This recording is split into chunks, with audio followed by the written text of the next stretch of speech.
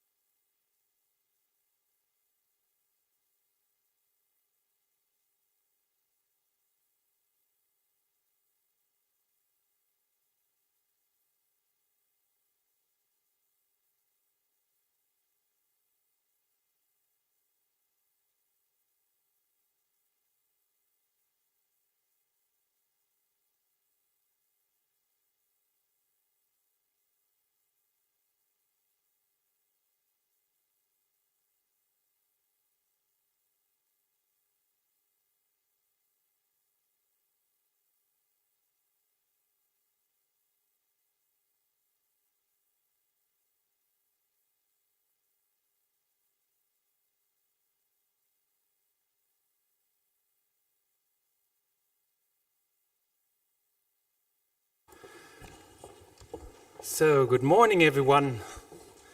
Welcome to the Parliament of Malta. My name is Jan Geis. I'm the Secretary General of EUFORES.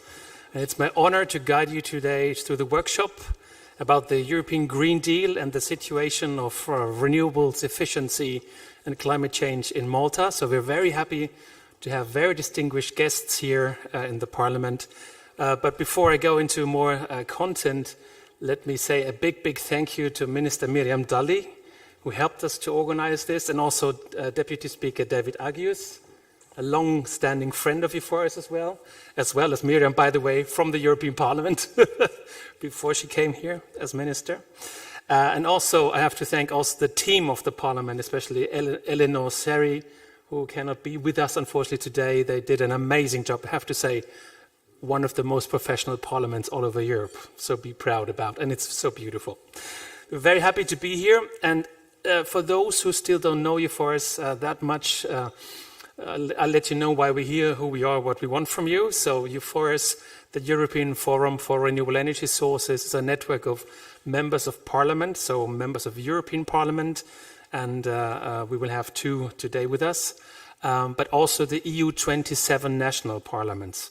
So we do a lot, of course, in the European Parliament meetings with the commissioners, with the Council presidency, and our leading members of European Parliament. I also have to say it's a cross-party thing. So, of course, there's Greens and Socialists and Liberals and Conservatives. So it's really of those who want to drive the show forward, and especially in these crazy times with climate crisis, energy crisis, Ukraine crisis, to really find synergies to get the best way out of it. And we all know there is a mainstream path that could help us through all these crises in the same time. Well, we are touring Europe with these workshops, so we have been to all national parliaments.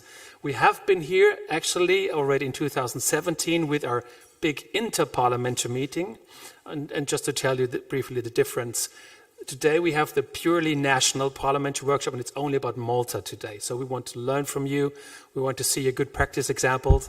In the same time, Hans van Steen from European Commission came with us to present to you what's going on in Brussels, what's the latest debate. So this is really a mutual learning process to move things forward together. Well, and we've been here in 2017 with a so-called interparliamentary meeting. And that's the big meeting of members of parliament from all over Europe, who want to move forward the energy transition. The next one, by the way, for the members of parliament will be in Berlin in the German parliament, end of October. So you will receive invitations again and reminders about this. Okay, but today it's about you. It's about Malta, to learn from your situation. Where are your problems? Where are your good practice examples? What are in your climate and energy plans? Where are good examples, and what are you fighting with, and what suggestions do you have from Brussels? And again, in the same time, we will hear what's going on in Brussels. But before we go into the content debate, I would like to give now the floor to David Agius.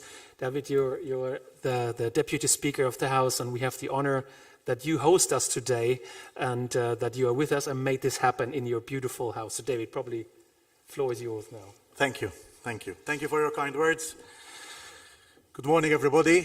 And first of all, allow me to wish you all a good morning and a welcome to the Maltese Parliament. On behalf also of our speaker, Dr. Angel Farrugia, who couldn't be with us today, but I would like to thank, as you did, all the workers within our Parliament, all our staff who made this possible, and to the Ministry of Honourable Miriam Dalli, thank you very much for making this possible, and I can see a number of members of Parliament as well from both sides of the House present as well this morning. This is the second event which has been co-organised by EUFORES, which I have also participated in the past, and the Parliament of Malta. And I have no doubt that, like the 2017 17th International Parliamentary Meeting on Energy and Climate Policies in the Mediterranean region, today's workshop will provide an excellent platform for some of the major players in the local energy sector and our members of Parliament to exchange views on what they deem to be the most pressing themes relating to energy security now and in the coming weeks and months ahead of us. The idea that Earth is becoming a progressively warmer place is hardly a new notion. In the 1950s, scientists had the necessary knowledge and tools to observe the rapidly increasing CO2 emissions. It was only towards the end of the 1980s that the issue of global warming started gaining political attention, with UK Prime Minister at the time, Margaret Thatcher, calling for a global treaty on climate change.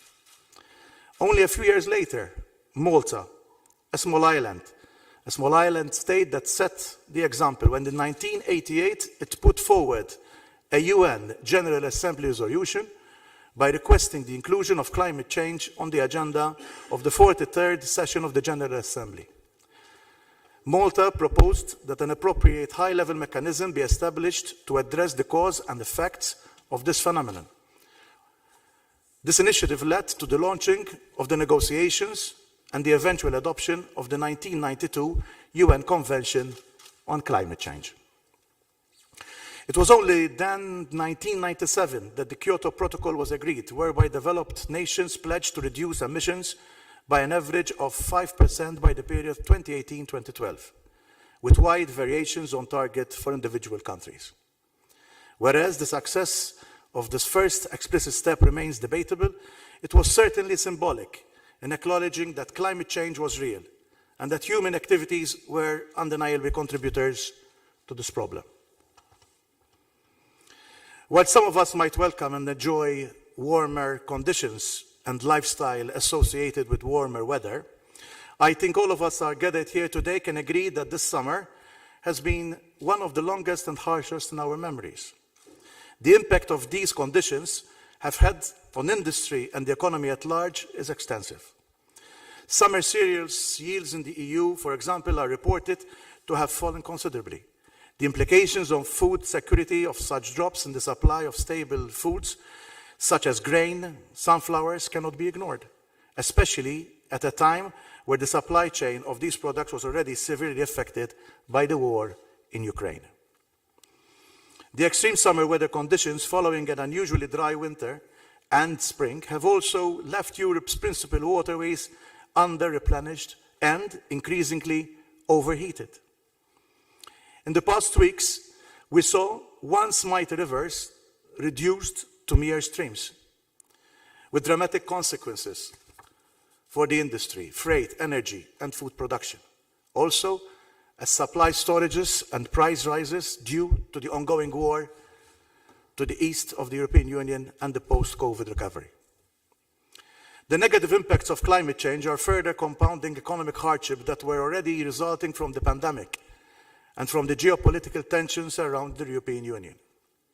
While these events helped our people and governments to work towards strengthening their resilience, we can also observe a sense of fatigue where many people are struggling to adapt to yet another crisis in such a short period of time. In this situation, we're still not seriously enough for us to stop and consider to what extent human activities are contributing to this situation. The impending energy crisis, which is being predicted once winter sets in, is surely where we, as individuals, must stop and assess our daily energy habits, and as policymakers have the duty to evaluate and withdraw our national energy strategies. I feel that today's workshop could not have come at a better time. Today, we are joined by policymakers, legislators, players from the energy industries, including renewables, NGOs, academics. For this reason, I have just mentioned we all have a role to play in pressing for an energy mix with a much larger proportion of renewable energy resources. Ultimately, we are all consumers. When we speak in the context of security and dependence of energy supply, I am struck by the fact that renewable energy sources are much less likely to be impacted by geopolitical considerations. This is unlike the current experience with gas and oil prices and supplies that we are facing today. No amount of political tension between regions or nations will determine how bright the sun will shine and how strong the wind will blow. Furthermore, it is a sector if incentivized properly can return to significant economic returns. I can only see it as a win-win situation. When the European Union Green Deal, or the aim of making the EU carbon neutral by 2050, asks that as a union we take decision action and decisive actions, and goes as far as enshrining this goal into climate legislation. However, like any other law which we enact here in this Parliament and other parliaments, this needs to be properly implemented to be effective. And I believe that this is one area in which us as legislators are duty-bound to play a role in assessing and pushing forward its proper implementation. In this context, I take the opportunity to thank our colleagues at EUFORES for this excellent work in promoting the use of renewable energy sources among parliamentarians, but also call upon EUFORES to take a renewed role as an inter-parliamentary forum tasked with monitoring the implementation of the European Green Deal. One lesson that COVID-19 pandemic has taught us is that when member states come together with a common goal, at times even of crisis, the true ability of the European Union to act as a force for good shines. I am specifically referring to the swift action that our leaders took in tackling the pandemic by acting together in the joint vaccine procurement and making sure that these vaccines reach those who need them the most. Whilst the added hardship that we can expect if climate change is left unchecked might not match the collective pain we have felt from the loss of lives during the pandemic, I believe that we are already in a climate crisis and our European leaders should use the experience gained from working together to now address this growing concern. The COVID pandemic has also shown us the resilience of our parliaments and how swiftly they were able to adapt our procedures at a time of unprecedented crisis. Parliamentarians sought ways in which to make the best use of technologies available to ensure that they could take forward their legislative and scrutiny roles in spite of various challenges being faced. The relatively small size of our Maltese Parliament, both at political and administrative levels, helped in bolstering its resilience, enabling it to act swiftly to avoid as many interruptions as possible, especially at the time where the country most needed stability and direction. I mention this to highlight the fact that as individuals, as parliamentarians, as parliaments, as policymakers, we are best defined by how we act in times of crisis, and whether such crisis breaks us or helps us to pull up and pull through stronger than ever before. The Maltese Parliament has acted in many ways in promotion of renewable energy sources in the fight against climate change. I will mention only two. In 2019, our Parliament, this Parliament, unanimously declared a climate emergency, where members of Parliament voted to call on government to take new measures in response to climate change and to maintain current initiatives. Furthermore, in July 2020, by way of an amending bill. Parliament also renamed the former Environment and Development Planning to the Environment, Climate Change and Development Planning Committee, thereby highlighting the role that our legislators wanted Parliament to play on climate change. In 2020, following the work, our Speaker of the House of Representatives, Dr. Angel Farrugia, as the first small branches chairperson of the Commonwealth Parliamentary Association, a draft climate change toolkit was launched here in Malta. A toolkit with the aim of serving as a practical manual for parliamentarians to publish good practices within their legislations and use them to adapt new initiatives to fight climate change issues. This toolkit is aimed at guiding parliamentarians in small states on how to become more effective actors in addressing climate change, as those jurisdictions are the front line of the climate change crisis. It is essential that parliamentarians are best equipped to face this urgent and complex issue. As parliamentarians, the electorate will look up on us, to expecting us that we outline and deliver plans to deal with the prospect of soaring energy bills faced by the households and businesses. I believe that one way in which this expectation can be met is with the appropriate private-public collaboration through renewable energy sources. To conclude, I once more congratulate our colleagues at EUFORES to have provided this platform here today to discuss our vision for sustainability. Thank you very much.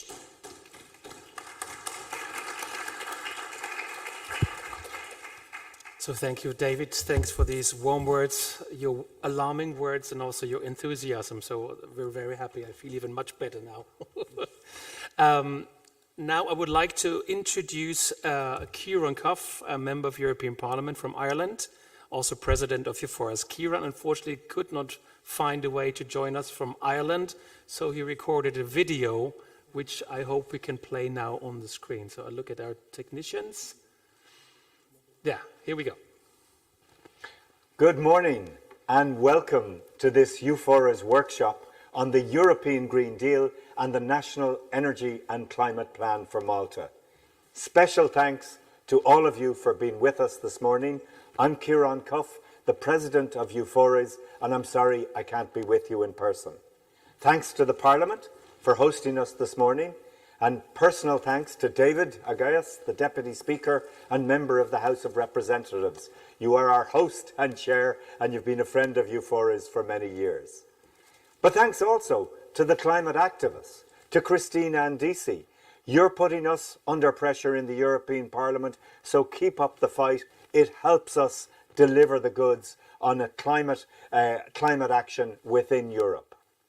Thanks also to members of Parliament, Miriam Daly, Minister for the Environment, Energy and Enterprise. We know you from your times in the European Parliament. It's good to see an old friend once again. And of course, welcome to Hosiana Kutajar, a member of the European Parliament, and you're working very closely with us, and you are part of the extended board of EUFORES itself. Thanks to Hans van Steen, Principal Advisor for an integrated energy strategy towards the 2050 carbon neutrality objectives from DG Ener. And in general, I just want to welcome all the Maltese MPs and representatives of the energy community in Malta. The purpose of EUFORES is to promote and accelerate the transition to renewable energy and energy efficiency. And now is the time. We've had the European Green Deal, but with Putin's murderous war in Ukraine, we need to step up to the mark and accelerate climate action. That's what the Repower EU initiative is all about, and we have to move faster to wean ourselves off fossil fuels. And our work is really to bring parliamentarians together in the 27 member states of the European Union and in the European Parliament itself. This is an auspicious time for climate action, for the European Green Deal. We're revising 20 pieces of legislation, the Renewable Energy Directive, the Energy Efficiency Directive, and the Energy Performance of Buildings Directive, amongst others. Buildings are close to my heart because I'm the rapporteur or chief negotiator on the EPBD, the Buildings Directive, and we know that buildings consume 40% of our energy and produce 1/3 of the greenhouse gas emissions. So your work today will really help us in bringing about energy efficiency and bringing about renewable energy. And Malta is very well placed to make a difference to Europe. I'm interested in learning more about the Maltese situation. I know there are challenges, but I know that there's a lot of ambition at the table there as well, and I hope you can deliver on that within your own country.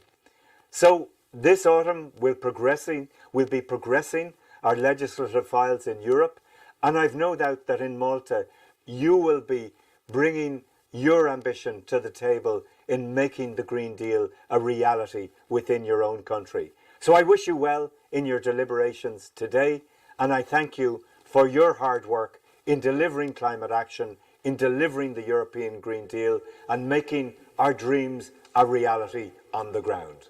Thank you. So thanks, Kieran. Before I hand over to Christina, I would like to say also, David, what you said about the harsh, long, dry summer that you had.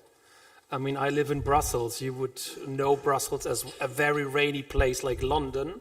But to be honest, we had also one of the longest droughts, months without rain, and the water in the earth is going down and down. And sometimes you see how close climate change comes. In my backyard of our garden, we have a huge old tree, 350 years old. It now died, it fell because of the drought. So we made this, just imagine 350 years ago what this tree saw already. So you see sometimes it's very close and it's not a far abstract thing, it's very urgent for all of us. So not only in Malta with the drought, but also even northern countries, Germany, the forests are burning, you know. It's here, it's now. Okay, I think that's the perfect handover for Christina Disi, that you, Christina, you are a climate activist in Malta, and we have the honor to have you here now today to kick us even more, to be more ambitious and faster, right? Christine, floor is yours. First of all, good morning. Thank you, Mr. Guys, for that wonderful introduction and for giving me this wonderful opportunity to address the highest institution in our country.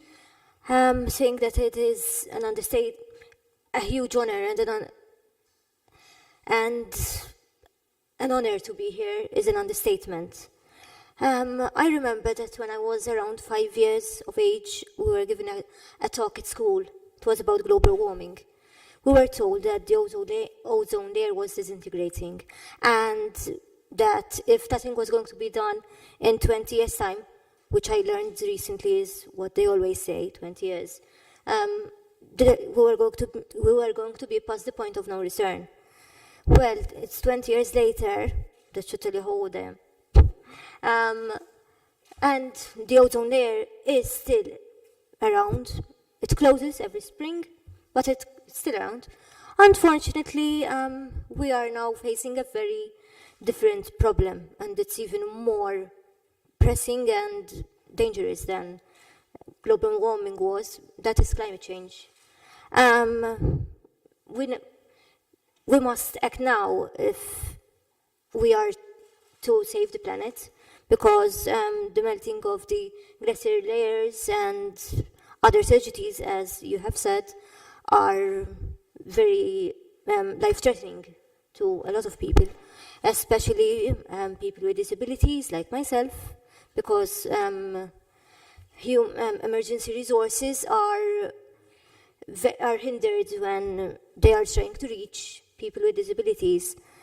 I believe that for one of the solutions for our problem, the climate problem, is to encourage people to change their way of life, either via diets or to be more sustainable. For example, less use of plastic. I also believe in the power of the plant-based diets. Unfortunately, it's not easy to adopt a plant-based diet because the cost of living is quite a problem, given that the war in the Ukraine has made a lot of restrictions when it comes to certain foods and supplies. Which is why I believe that the cost of living needs to be addressed to help climate change, because it all lines up together. I also believe that if we are to save climate change, we need to do more to educate people. It's useless to sign a few papers or to say, hey, use a reusable bottle. It's not like that. We need to educate people. If we must, we need to be harsh. Some people, even lawmakers, believe that climate change is a hoax. I've heard it myself. Climate change is a hoax. It's not real. It's just something that Generation Z has concocted to make people adopt a vegan diet or to recycle, but it's not. It's real. Forest fires are happening even in Malta. Well, not forest fires, but fires. And it's one thing when it's, California, but when it's home, when it's our home, that should wake us up to act. And unfortunately, Europe is starting to catch up to other places. It started in Brazil. It started in these places, in these Amazonian countries, I guess you could call them. And now it's coming into Europe. So we need to find a way to make these lifestyle changes before it's too late. We must help people to make these lifestyle changes. So I believe that the lawmakers who are here need to get together and not only just do legislations for climate change, but also to address the other situations we have around us. And right now, the biggest problem is the cost of living. It's useless to have legislation that says reuse, but then we have no way of buying because we don't have money. For example, myself, as a vegan, as a plant-based dieter, I don't want to label myself as a vegan. I used to buy yogurts at the start of the year that were €2.10, and now I go to buy these exact same yogurts, and they are €3, if not 4, which means that the price has gone up by at least 50%. On the other hand, my mother goes to buy normal dairy products, and they were only up by maybe a few cents, let's say 20%, and I find it ridiculous. It's almost disturbing. Why are we the ones who are being almost taxed and punished for doing the environment? So I believe that while the cost of living has been an issue for everybody, on us, the ones who are trying to do something, it has been even more acute. It has been even more sad almost. It's a sad situation for us, at least for me it is.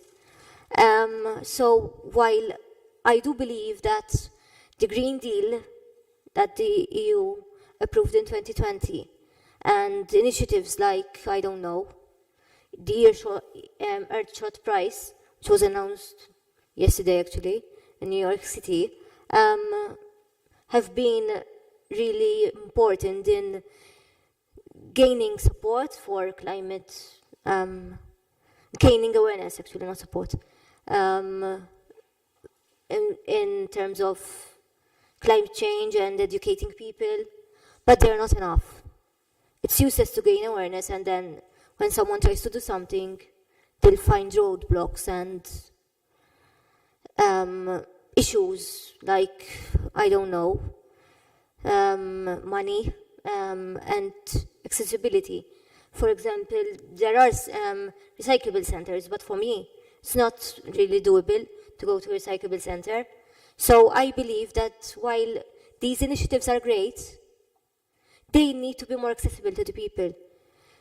I do believe that people want to help, but it's too much of a hassle.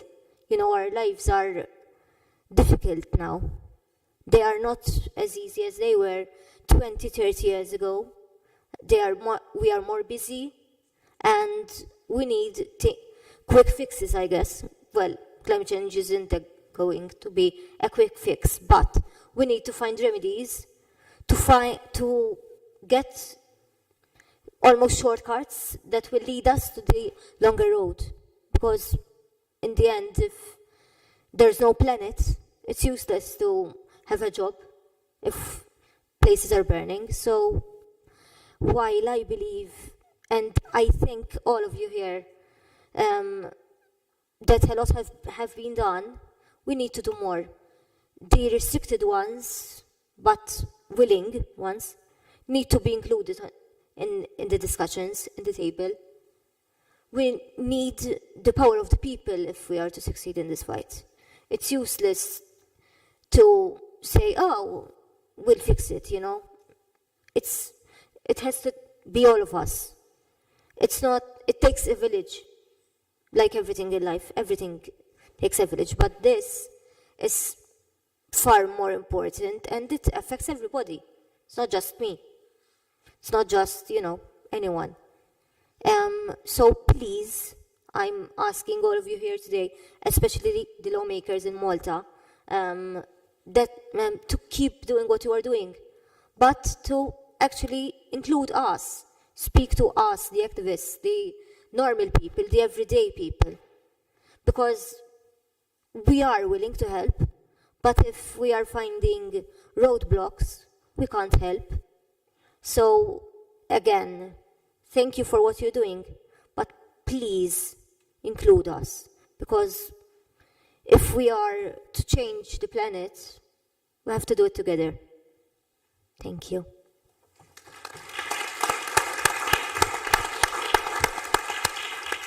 So thanks a lot, Christina. Absolutely, I think what you said about this quick fix, we have to have a quick fix.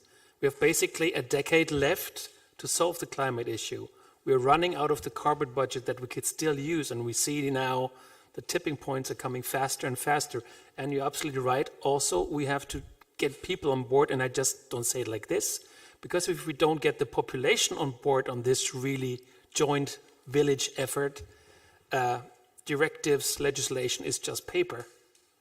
To have an effect on life, everybody needs to be convinced. We have to have a new joint narrative. We have to see each other as a big family. And the beauty, and Hans, you will show it to us later on, and also Minister Dalli for sure, that the solutions are not just a punishment. They're not only expensive, they're also bringing jobs. I read yesterday, there's 40 million jobs at least to be expected in the energy transition. So if you want to have a career, go there and just implement it. You know, I think there's some reinforcing things, but of course we have to be much, much faster to deliver. Okay, you raised now the bar very high, and we will hear now from Minister Dalli if we can deliver, if Malta can deliver. Oh, I cannot deliver, I'm falling off the tree already here.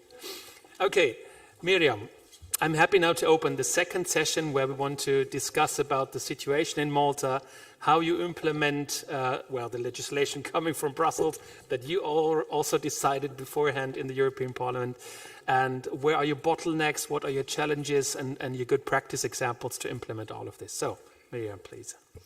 So, good morning, everyone. Let me say a big thanks to Deputy Speaker Honourable David Hajus for making this possible.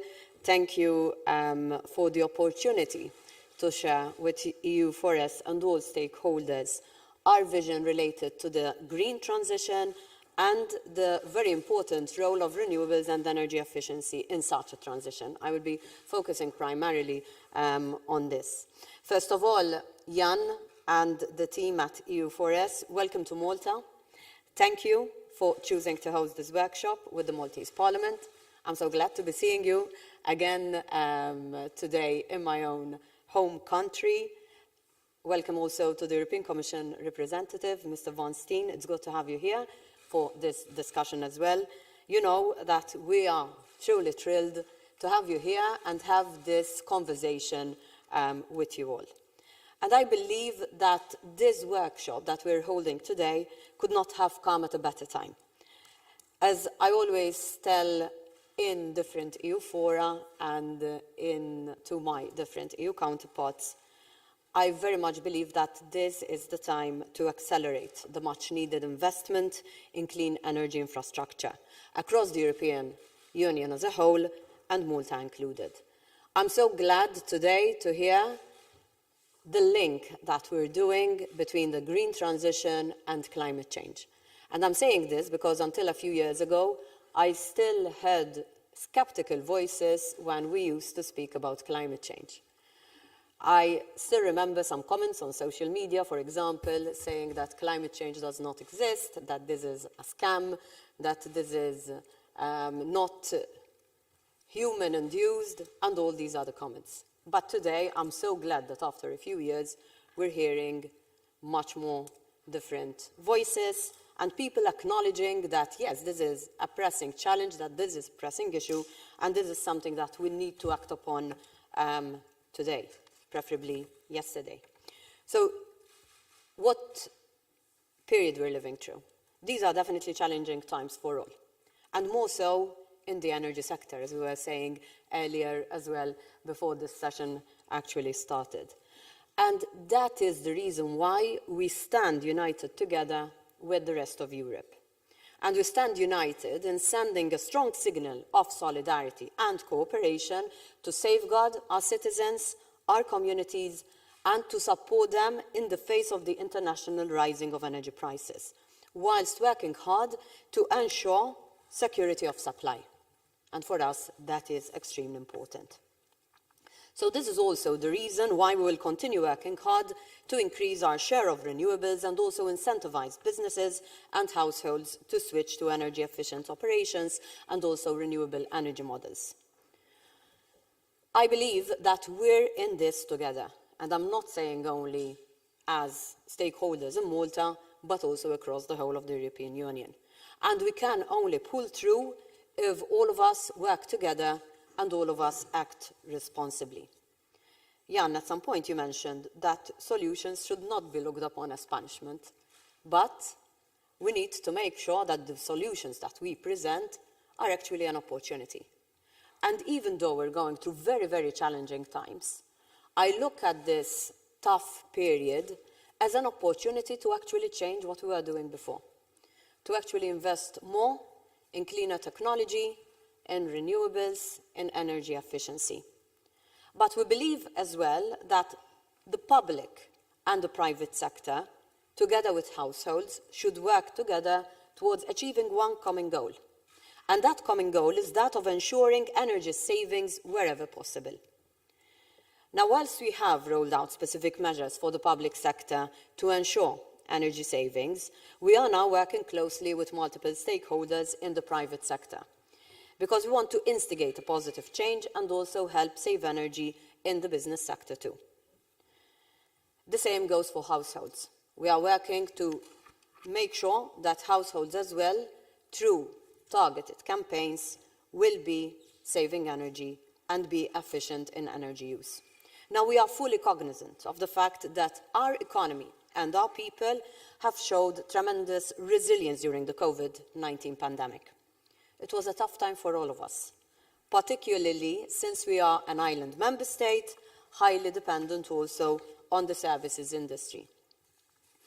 And when everyone was hoping that our economy would recover from the pandemic, the war on Ukraine started unfolding, bringing with it serious consequences for all. Now, such consequences are more pronounced in our case since we are highly dependent on imports and we do not have raw materials of our own. And we are facing very high costs of material that have to be imported, not to mention logistic costs, which in some cases have increased fourfold. Now, that's why for the Maltese government, stability is our policy priority. And we are committed to continue protecting consumers and businesses, which in our case are primarily small and medium-sized enterprises, from the current worldwide energy crisis. And concurrently, we are working to encourage a positive change towards sustainable consumption patterns and to increase the demand and supply of green products and green services by investing further in the green economy. And we believe that the green transition is the foundation upon which Malta's 2050 vision for a climate-neutral economy can and will be delivered. Now, the Maltese government has fully embraced this, and we are continuously promoting investment in the green transition budget after budget. This was also highlighted in our pre-budget consultation, where the move towards a clean economy, where the move towards a decarbonized economy is being highlighted as a priority. Now, given that Malta is a service-based economy, our main polluting sectors at this point in time are transport and energy use in buildings. Now, the sectorial commitments to counter this have been carefully mapped out in Malta's low-carbon development strategy, a strategy that has been submitted to the European Commission and the United Nations Framework Convention for Climate Change. And what we have committed to in the low-carbon development strategy has been much more ambitious than any other strategy that we have put beforehand forward. I'm saying this because we're also working on the NECP, because obviously the last document we have dates back to 2019. Things have changed tremendously from 2019 to today. Maybe few people would have imagined that in a couple of years things would have changed so much that obviously we're working on that program to make sure that it reflects our higher ambition as well. So I will speak about some of the sectors that we're focusing on. Electrification of our vehicle fleet, and also the role of renewable energy and energy efficiency within this long-term plan, we believe are key for the attainment of our climate targets. Now, like in everything else, with every commitment, obviously challenges do exist. Now, two of the biggest challenges are tackling transport and investing heavily in cleaner energy sources. But let me be very clear, when we see a challenge, we do not throw in the towel and say there's nothing we can do. When we see a challenge, we try to actually address that challenge and turn that challenge into an opportunity. So I will focus first on the electrification of the transport sector. Electrification of the transport sector is expected to yield significant energy efficiency savings, reduction in greenhouse gas emissions, and also better air quality, which ultimately would lead to improved quality of life. Malta has committed to an ICE cut-off date set at 2034, and to enable this transition, we are providing one of the highest grants on electric vehicles. We are also investing in the rollout of charging infrastructure that goes along with the transition of such investment. We have just launched also our policy because we want to enable the liberalization of the public charging market for private investors. And we are also working on shore-to-ship investments. Just to give an idea, the new €13 million investment in the Freeport alone will decrease total electricity consumption equivalent to 1,200 households. And such projects will lead to a drastic reduction in air emissions and even engine noise. Now, focusing on our commitment to the renewable energy transition. Obviously, investments in alternative sources of energy, which are less carbon intensive, will not only enable us to reach higher targets, but they will also ensure affordability, better security, and also autonomy. We have considered all the possibilities for Malta. Now, you said outline the obstacles as well. Considering our limited space, obviously alternatives are restricted too. But that means that we need to look beyond the traditional technology that we're primarily used to. So we're looking at offshore, floating renewable investment. That remains our preferred option. I'm saying this whilst we are fully aware of the fact that such technology is far more expensive than any other onshore technology that is already commercialized and on the market. And this is particularly relevant within the current context of high energy prices. Now, more than ever, it is important to provide a clear and comprehensive energy policy that sustains concurrently sustainability, energy security, and also affordability. And I believe that energy efficiency and also renewable energy are powerful tools to increase sustainability of our energy systems, whilst at the same time they can ensure security of supply. So we are providing financial support to ensure that everyone, and in particular low-income families, are supported and given the possibility to move towards cleaner sources of energy. At the same time, we are incentivizing both households and businesses to invest in photovoltaics, solar water heaters, heat pumps, and also battery storage. We are also actively promoting measures that can help improve energy efficiency in buildings. Now, due to the pace at which technology in the sector evolves, the upfront costs typically associated with renewable energy and energy efficiency investments often requires government support. Malta never had access to indigenous resources of fossil fuels, and thus, in my point of view, has the high potential to serve as a pilot island for emerging renewable technologies whilst providing a good business case. In the last decade, we made good steps ahead. Malta invested heavily in renewables, increasing its share of renewables from 3.8% in 2013 to over 10% today. But we're not happy with that amount. Obviously, we want to increase that percentage. Now, currently, the total power being generated from renewable energy exceeds that available from the interconnector and our individual local generation plants. And my firm commitment is to continue enabling proactively this transition. The government has delivered its commitments and remains bold in the policies it is putting forward. And despite the challenges that we face as a small island, we also, as I mentioned before, understand the opportunities that exist. So, as I mentioned earlier, tapping into offshore renewable energy generation for us is clearly the way forward. And we are working hard on developing an enabling framework for floating offshore renewable energy and have committed to a minimum of 50 megawatt capacity by 2030. My ministry, together with the Ministry of Finance, are proactively working together to enable this transition. At the moment, for example, there is an ongoing pre-market consultation issued by the Ministry of Finance to receive submissions for economic activities within Malta's exclusive economic zone, and this is an opportunity also for offshore renewables. Now is the time to tap into European platforms such as the Repower EU and the Innovation Fund to enable this transition, because for us now is the time to actually accelerate this transition. So these plans, efforts and initiatives aiming at ensuring more sustainable production and consumption, we believe can help create jobs, can help growth and also opportunities for export. And the notion of conflicts between economy and environment that we've heard so much about, in my point of view, has been proven totally incorrect, because there are both economic and social benefits in prioritizing greener investments and in using more sustainably our limited resources. And we are committed to ascertain a sustainable future for our future generations.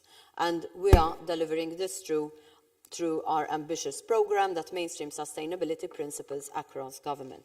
Now, since there is a representative from the EU Commission, my appeal once again would be for the European Union as a whole to come together, because I believe that we require the European Union to invest strongly in renewables.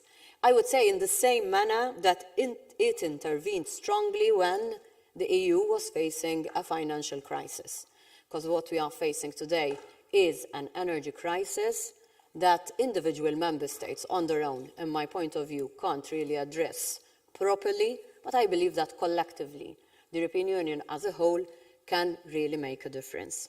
So we will continue working harder to lead by example in taking initiatives and also promoting the same with everyone else, so as to ensure that we all work in the same direction. Because only if we work in the same direction, we can help achieve our vision of ensuring a decarbonized economy by 2050. So thanks once again for this opportunity. Thanks for being here. And I really look forward to the discussions that we will be having today, which I'm sure will be very interesting, and I'm sure they will provide a lot of ideas to think about and to actually implement. Thank you.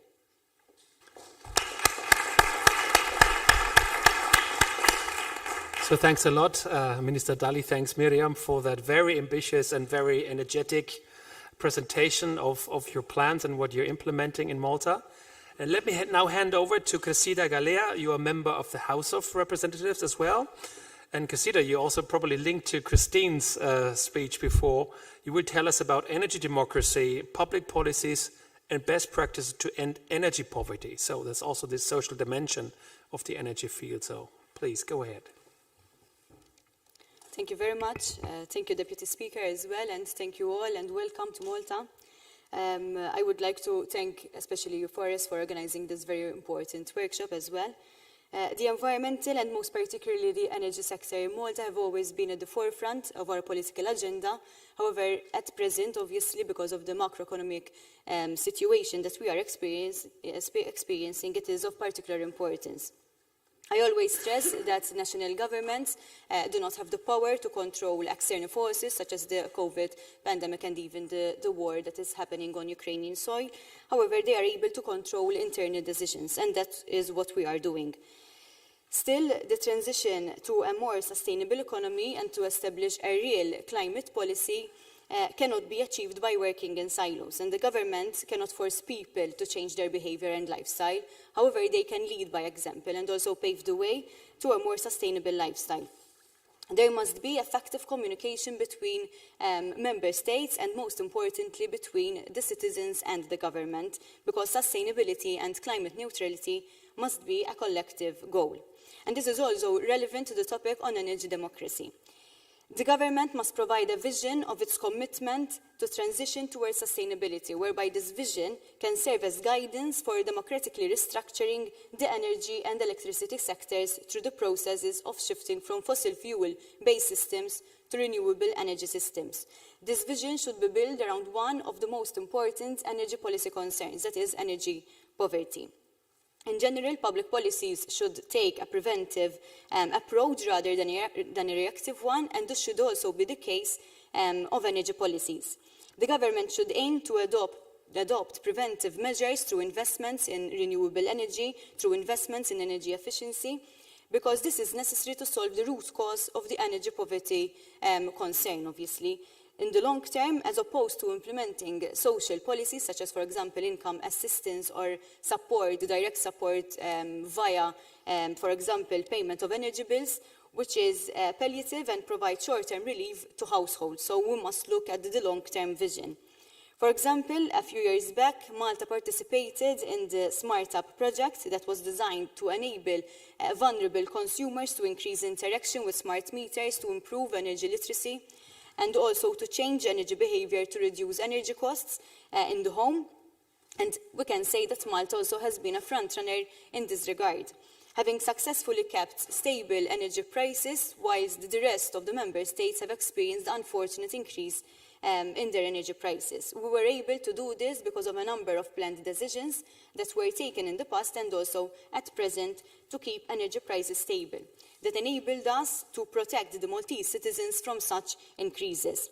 This helped in containing energy poverty and protects the most vulnerable consumers. Malta has been granted an exemption also from the European Union plan to cut gas consumption by 15% in response to Russia's manipulation of supply. And obviously we need to say that this was possible due to the fact that Malta has a specific case of limited interconnection, which therefore reduced the mandatory demand reduction by a maximum of 5%, but the full exemption was possible due to the intense and rather advanced negotiations by our government, and obviously I cannot not praise Minister Dalli also for her efforts, for her work in this regard as well. Such a reduction would have been very detrimental for both households and businesses, and therefore we need to remain committed to safeguard our citizens and ensure security of supply. Both at national and European levels, there is a clear drive towards the 2030 emission reduction targets and goals. However, reaching climate neutrality by 2050 will require more ambitious contributions of all sectors. And Malta wants to remain ambitious in its energy targets and enhance energy efficiency. It remains determined to continue in its pathway towards climate neutrality and will continue to take actions to reduce emissions even from the power generation sector. We will continue working hard to increase our share of renewables, to incentivize businesses and households, also to promote a switch from the fossil fuels and to energy efficiency operations and renewable energy models.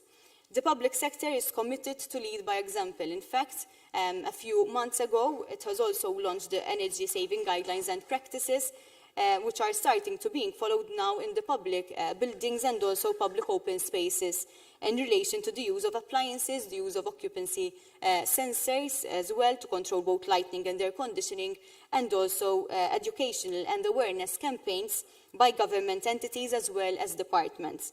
These guidelines have just been launched by governments in light of the energy crisis that everyone is experiencing, and also as a means of support towards other member states. And since Malta is adamant on being ambitious despite our gas exemption. On another note, the Labour Party's commitment towards a more sustainable economy is also reflected in the electoral manifesto. The Labour Party, who is now in government, is committed to turn these proposals into actions. For example, we are committed to lead by example to increase energy efficiency of homes and aim that by the year 2030, the social housing will be carbon neutral. Renewable energy practices and also other means of preserving energy shall be installed with the aim that these buildings produce clean energy. This will come at no cost of the residents and also without increasing the rent. The government has been pushing also on the need of preparedness for our companies to become ESG compliant in order to support the sustainable economical transition. In this regard, we need to allow private investment to flow towards green and sustainable projects. In this context, I am encouraged to see the commitment of many of our financial institutions and also the capital markets in this sense, which is an element that is indispensable for Malta to achieve a decarbonized economy. In fact, another proposal in the party's manifesto is that we are committed to work hand in hand with the industry to promote sustainable models that reduce energy consumption and pollution. Therefore, our commitment is to also offer free energy efficiency audits to micro and small enterprises, as well as offer financial assistance for these companies to be able to address the recommendations of the same audits. Those enterprises that implement the recommendation of the energy efficiency audit and meet accredited international standards in favor of the environment, of course, will receive additional assistance in the form of tax credits or other financial assistance and incentives. As the Maltese economy has continued to develop and grow, obviously we have experienced an increase in energy demand and consumption, driven by not only the increase in the population, but also by the fact that Malta has a service-based economy.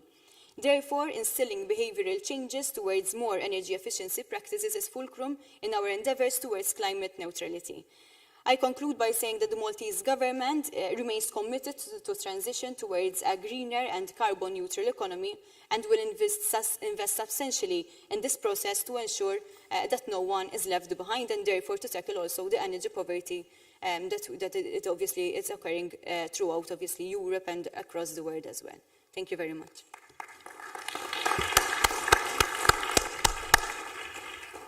So thanks a lot, Cressida, and I think the tools that you found to make this happen, also for people who cannot afford it, is one of the key things, you know, not everybody's an owner of their own independent house. I think that's extremely important.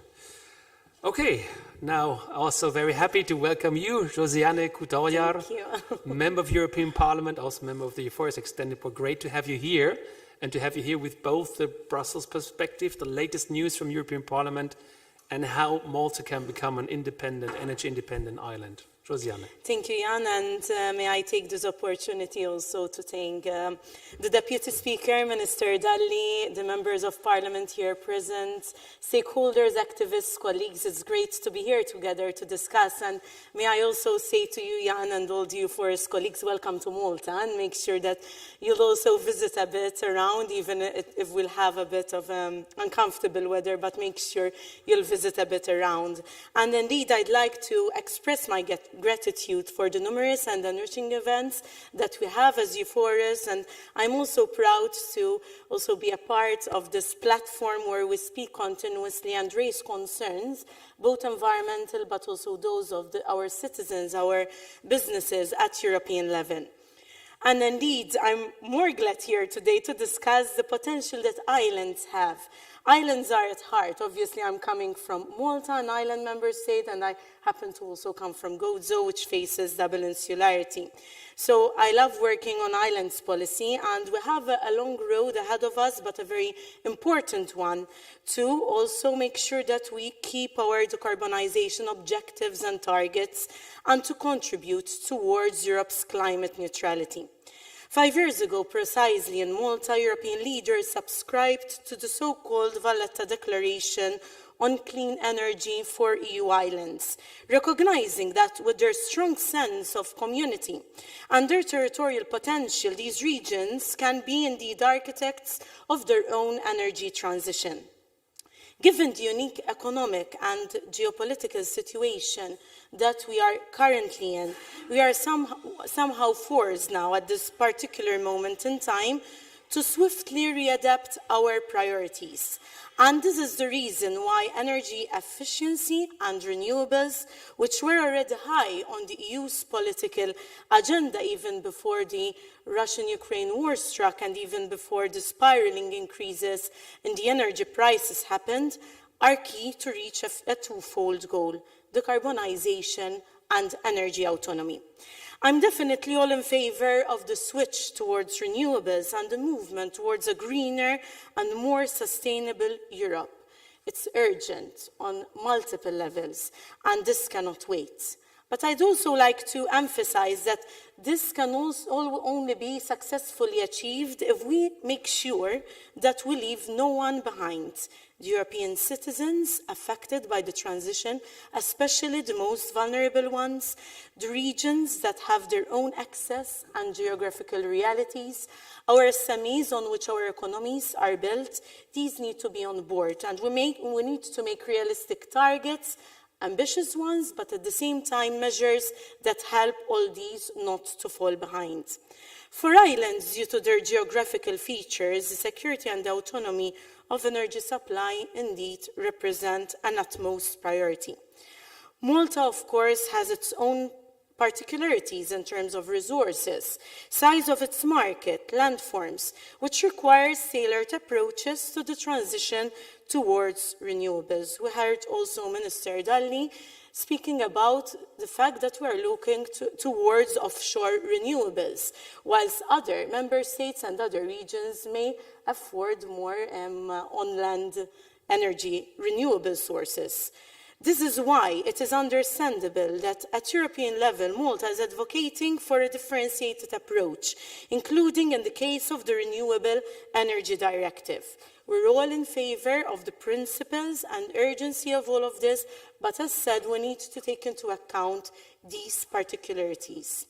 I believe that with the right enabling conditions and assistance, Malta can serve as a formidable laboratory for innovation.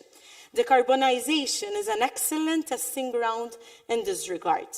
This is one of my constant focuses at the European Parliament, ensuring that we promote renewable and clean energy solutions while striking a balance with the diverse specificities that our regions and islands have. As in Europe we stand united in diversity, we must indeed not oversee or forget this diversity. As one of the negotiators that recently worked on the Parliament's report on EU islands and cohesion policy, I stressed more than once that despite the several challenges which islands face, they have a lot of potential to be unleashed.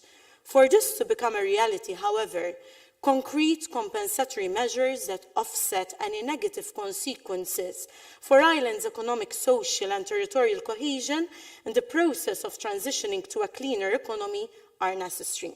I'm confident that the Maltese Islands will offer tangible solutions for decarbonization, as already shown by the government's commitment to implement an ambitious recovery plan. The upcoming programme of cohesion funds for the years 2021 to 2027 will also be assisting in several important projects towards a more sustainable and green economy. Malta's key achievements in relation to the previous programming period encourage a further investment of €817 million to support a more competitive, inclusive, green and digital economy. Half of these funds from the European Regional and Development Fund and the Cohesion Fund are to be allocated to boosting a smarter and low-carbon economy and to ensuring energy efficiency and energy storage capacity in our country. Locally, we've already heard of a number of various important initiatives by the Maltese government, which my colleagues have already referred to. I refer, for example, to the €20 million grant scheme for businesses to carry out retrofitting in existing buildings, measures that will reshape the mobility sector, such as the introduction of free public transport as of October, the support to the uptake of electric vehicles in the private sector, and the replacement of part of the public transport fleets. I'm keen to see also the developments of Horizon Europe in our country, especially the research and innovation mission that pledges to make 100 European cities and regions climate neutral by 2030. Gozo is among these cities and regions, and a strong collaboration among local actors, public authorities, research institutions, companies, as well as European institutions, is bound to draft a climate city contract that will show that islands are hubs of innovation that can contribute and will contribute towards achieving the ambitious climate goals we're setting forth. In that sense, Gozo is making important steps towards becoming a testbed for green solutions. And here I'd also like to mention the Gozo Tourism Association's participation in the Consumeless project, Consumeless Mediterranean Touristic Communities, a project that aims to reduce waste in terms of energy, water, and waste at local level.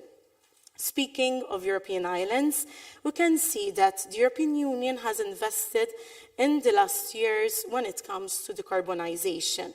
And I wanted to mention a good practice of decarbonization of another island, and here I'd like to mention the success stories, for example, of the Danish island of Bornholm. This island is becoming a carbon-neutral community thanks to a mix of political willingness, a collaborative and inclusive approach, as well as a wise use of European funds.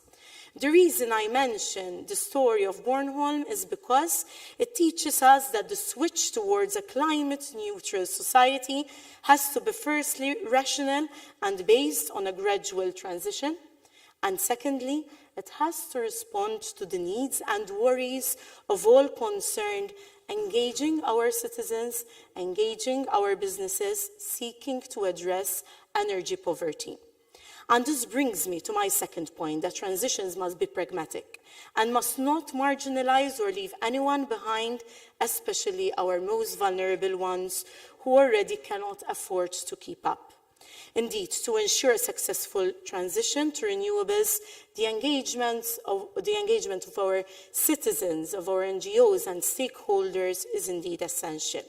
This is bound to secure the social acceptance and the strengthened support of hard-wearing measures. Sometimes when we speak of climate ambition and targets, we may find people who are worried that we won't keep up, that these will become more costly. But we need to engage our citizens to make sure and make them understand that with energy efficiency measures and with renewables, we can actually go towards more affordable energy in this regard. It's for this rationale that legislative acts currently discussed in the European Parliament strive to guarantee what the Energy Poverty Advisor Hub called energy efficient homes and a decent standard of living, thermal comfort, and citizens' health. Lastly, since I've been speaking about this green transition from the point of view of policy making and the concrete impact in the everyday life of our citizens, please allow me to once again emphasize that we need our SMEs on board. SMEs are drivers of innovation and entrepreneurship, and they are, especially during these testing times, crucial for a comprehensive transition. Green opportunities for SMEs represent not only a way to increase our island sustainability, but also can have an effective economic multiplier. This is the reason why I promoted the inclusion in the European Parliament's report on a new strategy for European SMEs of the idea that EU objectives in the areas of sustainability should be fully matched by financial and other resources to enable member states to promote a SME transition within this area. To conclude, I definitely believe that if we want the green transition to be successful in the peripheral and insular areas of the Union, we need to make this process simple, as citizens and enterprises are often afraid of burdensome procedures or applications that make their life more difficult instead of simplifying it in a busy life that we are living, as Christine put it, and secondly, also affordable. Also, the importance of addressing energy poverty, and also Cressida made emphasis on this important aspect, especially in the light of the emergency situation we are witnessing with rising inflation. Citizens and enterprises will tend to choose solutions that are not only easy to get or implement, but are also indeed affordable. Enabling a successful switch to climate-neutral islands should take into account such conditions that need an effort of all, and that's why we need to work together. Amongst such efforts, targeted instruments and assistance, as well as a recognition of the specific features insularity brings with it, are definitely needed. An aspect which I'll continue definitely emphasizing in my work at the European Parliament, whilst reiterating the call made in the Islands report that it is high time that islands mainstreaming and impact assessments are introduced in upcoming proposals at EU level. And to ensure that islands become successful testbeds when it comes to decarbonization, and to ensure that our citizens don't fall behind, let's work together to make sure that there are the right enabling conditions, both at EU level and at national level, to turn challenges into opportunities, to achieve the full benefit of the green transition, to ensure that we address the environmental urgency that we are facing, the energy security and autonomy, which is giving a lot of headaches at the moment, and also heartaches to people who need to choose in between heating their homes this upcoming winter or getting some healthy food to eat. And finally, the energy savings that needs to be there for all to see, to make sure that we convince everyone that this transition is not negative, but is a positive one, where Malta and goes over our European islands, where our different European regions can be in the center and at the fulcrum and at the forefront. Thank you.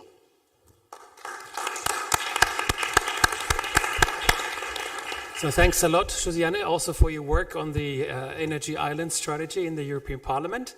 And now I would like to invite Hans van Steen. Hans, you're the principal advisor for an integrated renewable energy strategy towards the 2050 carbon neutrality objective. And Hans, you are one of the leading European Commission representatives knowing about this. You have been working on this for many, many years. And it's an honor to have you here today to talk about the situation of Malta in the light of the Green Deal, the Repower EU discussions in Brussels, and how Malta can push this forward to success. Hans, please. Thank you very much, Jan, and good morning to all of you. First of all, thank you very much to EUFORES for organizing. Hans, could you please stand up to, it's tradition, I think, in the Parliament sorry. here, if you don't mind. Yeah, if I could then have the lectern. Do you have a lectern then for him? Yes, that would be helpful.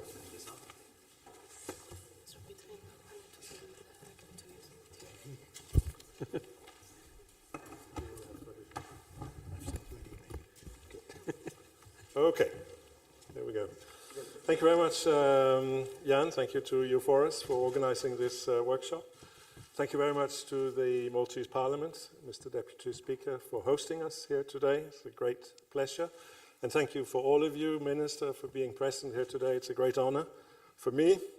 First time I've been to Malta for work. I've been here for private reasons, but first time for work, and it's really a great honor because I think from what I've already heard here today, there's a lot going on, and I think a workshop like this is a very, very good opportunity for us to discuss, for the Commission to better understand what's actually going on here on the ground, and also for me to try and give you a little bit of an impression of how we see the situation from Brussels, both for the EU as a whole, but also for the specific issues related to Malta.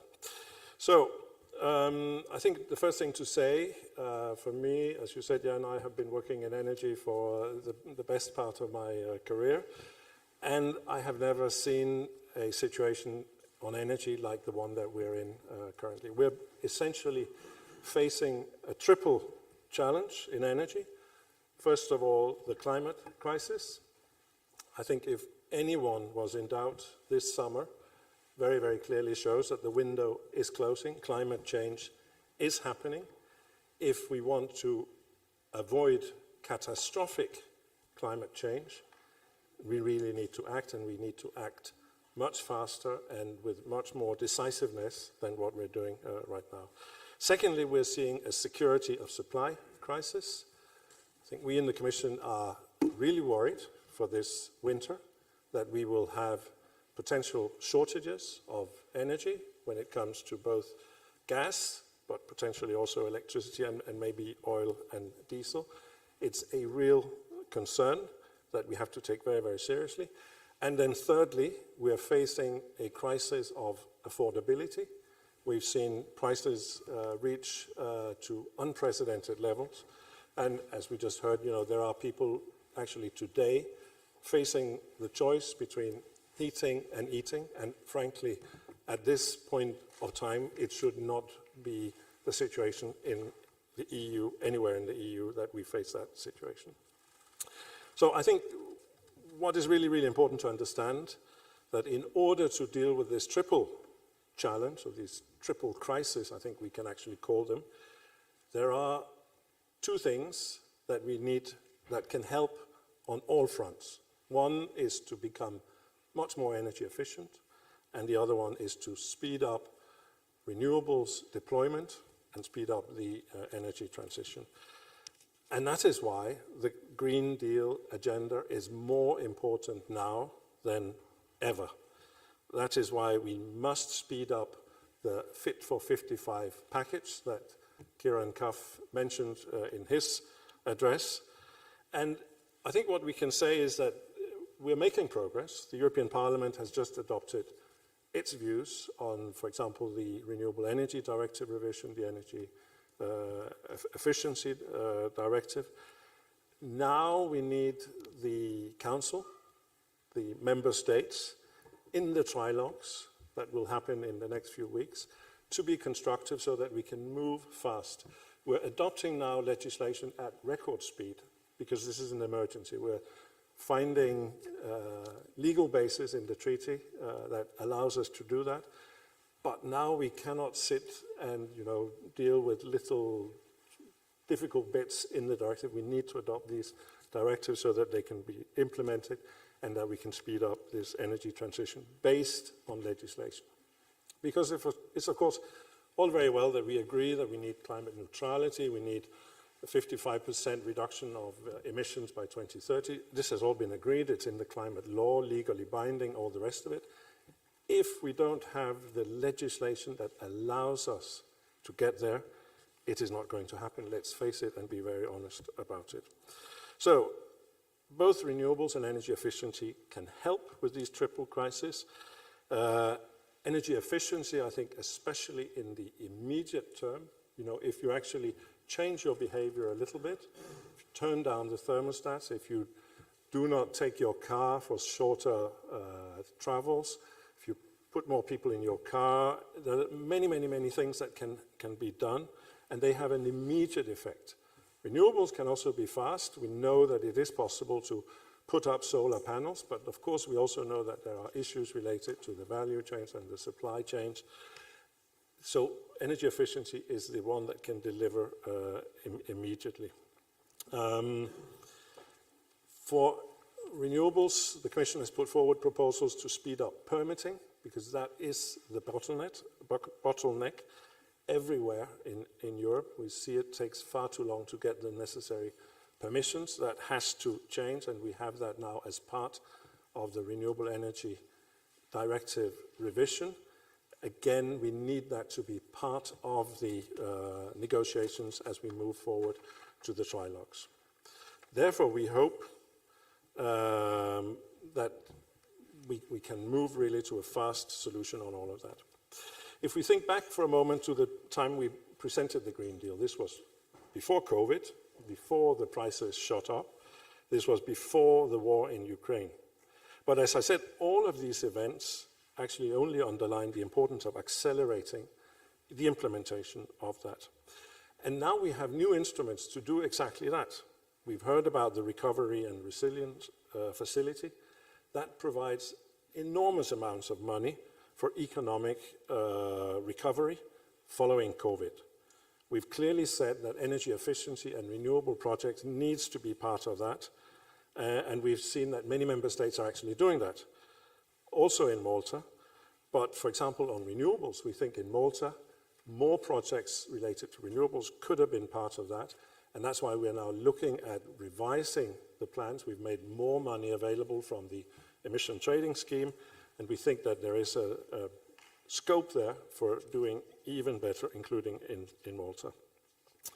To address the price crisis, the Commission has put forward a toolbox.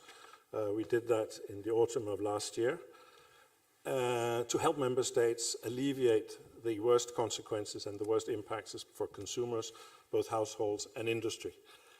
I think what we can see now, it's clear that that was not enough. I think it was based on an analysis at the time that the price increases would be maybe relatively short-lived. Now we know, especially after the war in Ukraine and the dramatic invasion that Mr.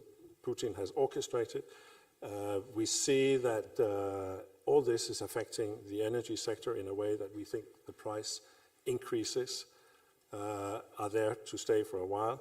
And that's why we put forward Repower EU as a way to further save energy, diversify supplies away from fossil fuels, fill up our gas storages in the EU, and again to accelerate the green transition by proposing more ambitious targets for renewable energy and for energy efficiency in the EU.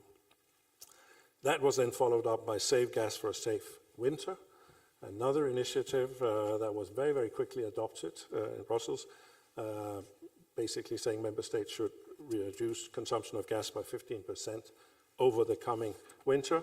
And right now we are discussing the emergency measures on electricity in order to get electricity prices down, because of course there's a link between gas prices and electricity prices, as you well know.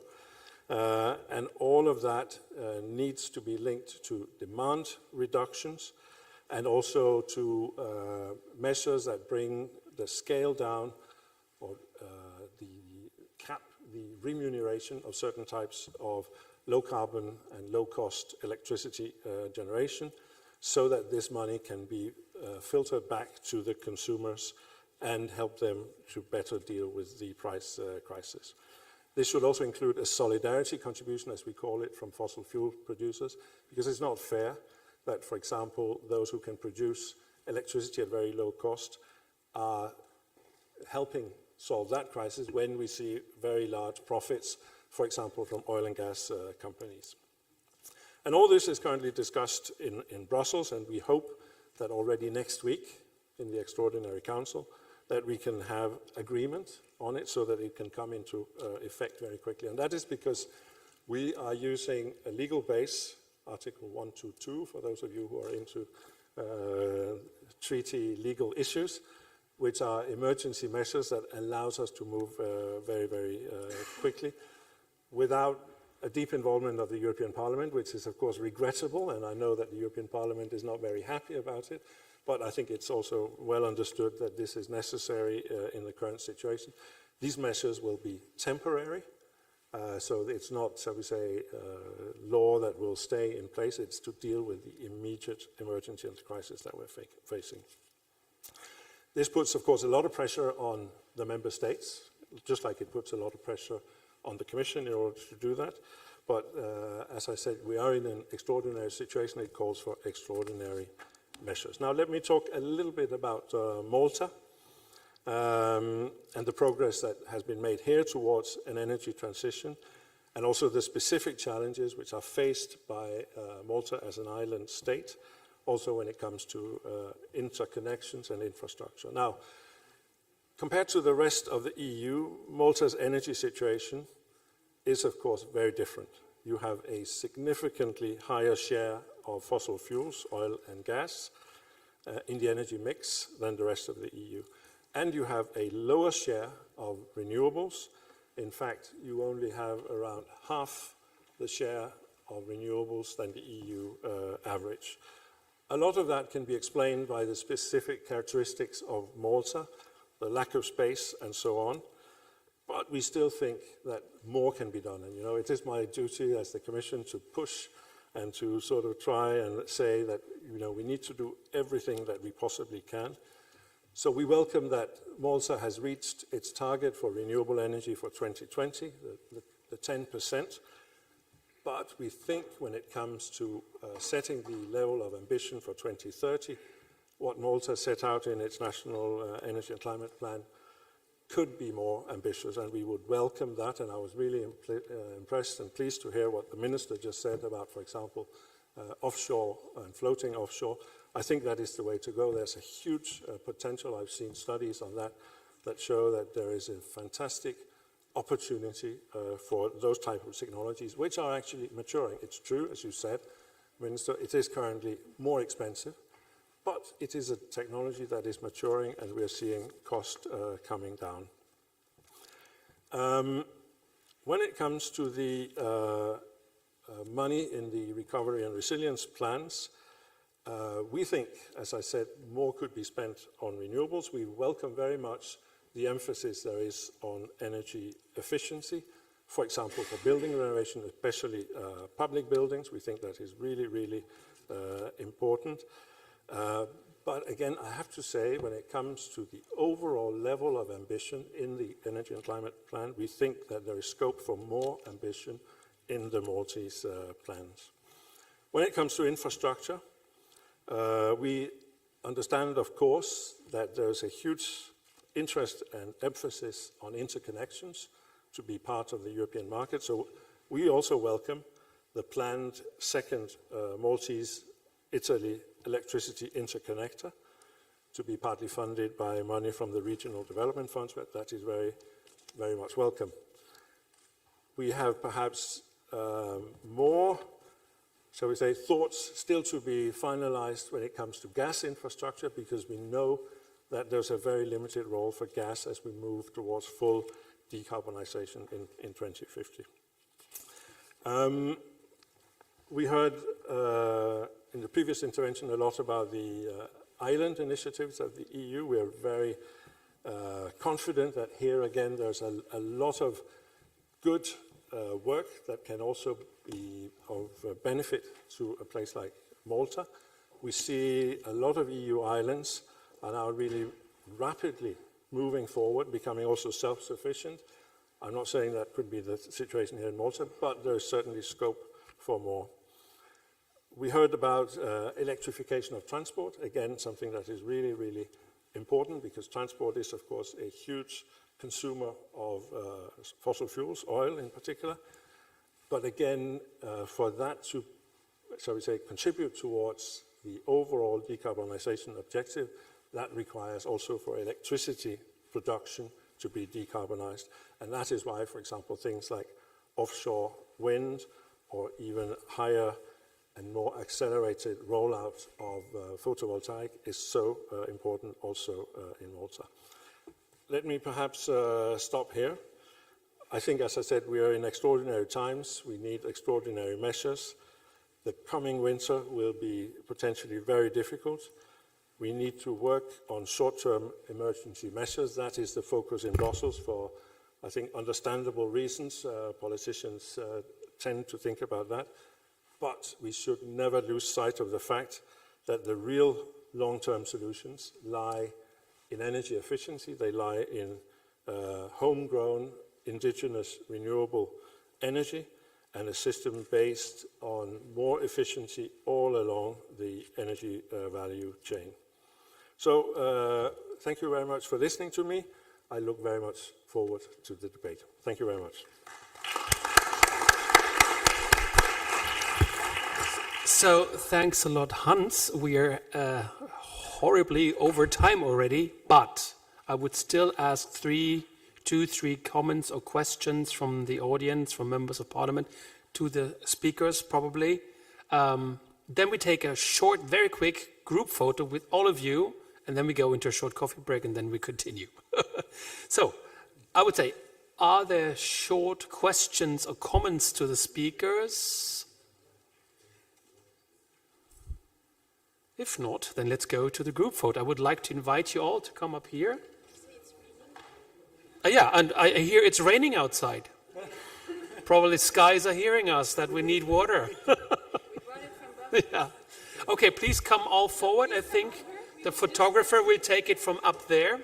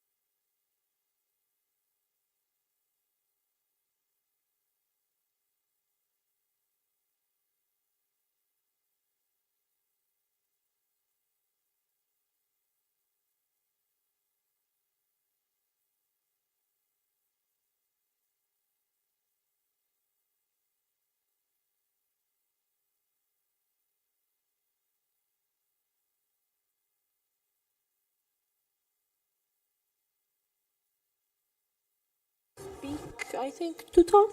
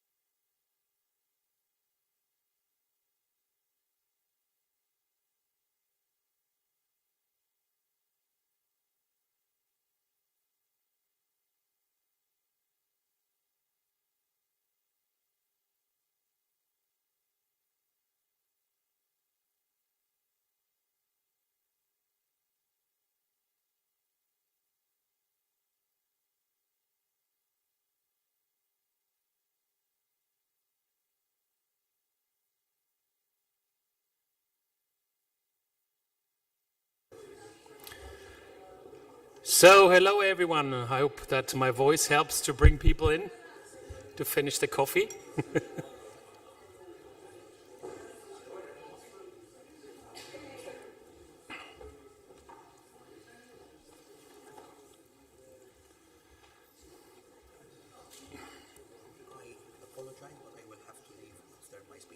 Yeah, okay, no.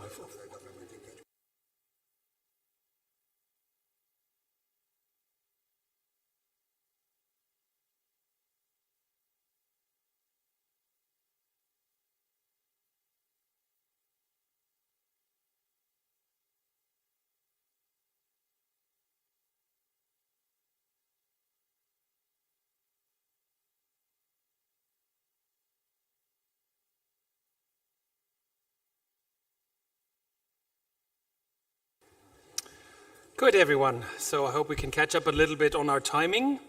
That's why I would like to open now straight away the session number 2 on the energy efficiency policy implementation in Malta.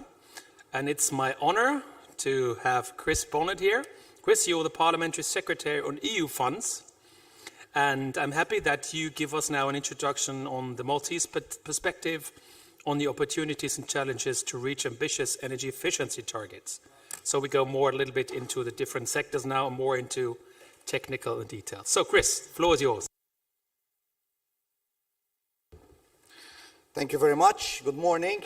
I would like to first welcome our foreign guests, especially those who came for the first time, like Mr. Van Steen here, who will probably go back home and say, what did you tell me about Maltese weather? Because it's really, you are going to experience a day in 3 weeks of total rainfall we have in air. So you should come back when we do have our famous sun. So to business, I would like to thank EUFORES for organizing this workshop, which offers us a valuable opportunity to hear from key stakeholders in the industry. Their on-the-ground experience assists us politicians to direct policy implementation, especially when dealing with a niche subject like the one we have today. Needless to say, the preamble to these discussions is evident. Climate change is a topic that has now practically enveloped all policy-related talks, not just at the local level, but also at an EU level. Slowly but surely, civil society is coming to terms with the saying that goes, we do not inherit the earth from our ancestors, we borrow it from our children. In this regard, the Union is not only being an active participant, but I, for one, consider the EU to be a global leader in terms of the effort it is putting towards this agenda. It is not only setting very ambitious targets for itself and its member states, but also using its soft power to push the climate agenda forward, both in its trade agreements with other countries and in its political discourse at different international fora. The Paris Agreement is a milestone initiative spearheaded by the EU. Shortly after, it introduced the Fit for 55 plan with the core aim of reducing its emissions by 55% by the year 2030. Key to achieving these targets is a reassessment of how we produce energy. Indeed, Malta's energy sector, including transport, comprises around 75% of the total GHG emissions reported. This underlines the importance of embedding energy efficiency in all our actions and policies. Right now, Europe is at a crucial stage in this journey. We have an energy crisis on our hands, in which continental Europe's dependency on Russian gas is inflicting pain, not just to the industry stakeholders, but also to the people at home. If governments respond inaptly, we might see countries relapse to even more harmful fossil fuels, making it even harder to reach climate goals. Instead, we must follow a path that combines the security of energy supply with climate security. Having looked through the policy and recommendations document presented by the Energy Efficiency Watch 4, I agree that sometimes the narrative across the world has been somewhat weak. However, I do not concur with the idea that the reason was a lack of political ambition, but rather an explanation that could be better explained by Bill Clinton's famous words, "It's the economy, stupid." And this is why I believe that Europe is at a crucial stage of its journey. For the first time, we have a situation where climate strategy and economic needs have intertwined. Today, the general public understands that our climate agenda and economic policy go hand in hand. It is now even more of a no-brainer that green growth should be considered to be the only viable way of thinking or even achieving economic growth. This thinking has been translated into Malta's 2030 National Energy and Climate Plan, which aims to achieve three main targets: to ensure a transition to low-carbon economy through an increase in renewable energy sources, achieve a greater security of supply through the diversification of energy sources and suppliers, boost research, innovation, and competitiveness. Malta's low-carbon development strategy addresses Malta's decarbonization journey. Here, we are prioritizing the most cost-effective measures to improve energy efficiency and promote renewable energy sources, whilst also considering their socio-economic impacts. It aims at promoting green investment over 30 years, as well as improving the quality of our building stock, the way we work, our mobility patterns, our health, and our lifestyles. These targets can only be met if the private sector and the general public believe in the benefits of these strategies. And this is a very important aspect we must consider. For businesses, private initiative will follow our ambitions as long as the private sector sees a viable business case. We know that this is the case by looking at the uphill struggles currently being faced by businesses in continental Europe. They find themselves in an unlevel playing field on many levels. The technology is still in its infancy. Thus, investments today might not be competitive tomorrow due to the more effective solutions the industry is regularly coming up with. On top of this, the materials required to set up and maintain these investments are more expensive than the traditional requirements. Thus, the sourcing of finance has to be more significant than before. However, we must appreciate the fact that if firms in continental Europe are encountering hills to climb, Maltese investors are facing mountains. More often than not, Maltese firms find these problems impossible to surpass. The supply side bottlenecks our EU competitors in the industry have, such as scarce metals and land constraints, and local setup will have these in greater magnitudes. These problems are further compounded by our geographical limitations. The small nature of our island creates connectivity challenges, which raises difficulties in the importation of materials and the small market to distribute, to making it very difficult to enjoy the benefits of economies of scale. This makes it harder for companies to make a business case for such investments. This is where I believe government policy should come in. Even more than other countries, Malta requires strong policy to create a framework for adequate levels of finance, access to technology, and increased levels of public awareness. The government has understood that investment needs to be intensive and wide-ranging, and EU funds, the portfolio which I have the honor to run for the Maltese government, have a crucial role to play in this area.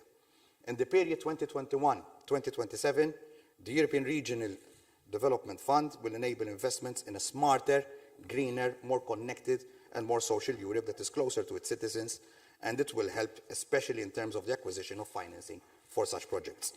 In order to promote a clean and fair energy transition, sustainable wastewater management and green investment under the ERDF, the Cohesion Fund, and the Just Transition Fund programme, Malta will be investing approximately 220 million euros in operations relating to energy savings in industry, pilot projects addressing wind renewable energy, and finally for investments in energy storage and campaigns, which will contribute towards the optimization of the power system configuration and enable the addition of further intermittent photovoltaic installations.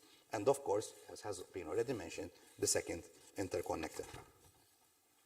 Together with additional investments which will accompany the previously mentioned interventions, the RDF will therefore complement the priorities of the National Energy and Climate Plan 2030, the EU Green Deal, the EU Renovate Flagship, the 2019 and 20 Malta country reports, as well as the Low Carbon Development Strategy.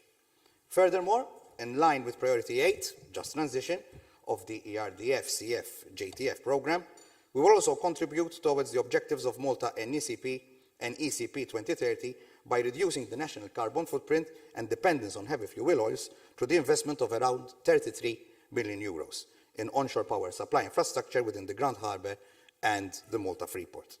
These investments will result in a substantial reduction in GHG emissions in the maritime sector in our two harbours, as well as a reduction in air and noise emissions and pollution of the marine environment. Such initiatives are considered critical for Malta, as a small island having a population density, particularly around the harbours, which see a lot of maritime activity, especially from cruise liners. Even Malta's Recovery and Resilience Plan was described as one of the greenest presented to the Commission. The plan will be supported by €316 million in grants and has a strong focus on climate objectives. The government is leading by example and will invest €30 million in the renovation and greening of public sector buildings, whilst also building the first carbon-neutral school in Imsida. In parallel, the public service fleet and public transport fleet will also be partly replaced with electric vehicles by the year 2025. €20 million have also been allocated for companies who wish to improve their premises energy efficiency through retrofitting works. As the government looks forward towards improving sourcing of finance and leading by example in this sector, I look forward for the discussion we will have in this workshop and in the suggestions brought forward by you, the stakeholders, on how we, as a government, can help foster more energy green initiatives. Thank you very much. So thanks a lot, Chris, also for sticking to time. We have to catch up. That's perfect. So I would like to invite Bonnie Attad now. Bonnie, you're the Secretary General of the Chamber of Engineers, and you will speak about the Maltese energy efficiency trends and policies by sector. So, Bonnie, floor is yours.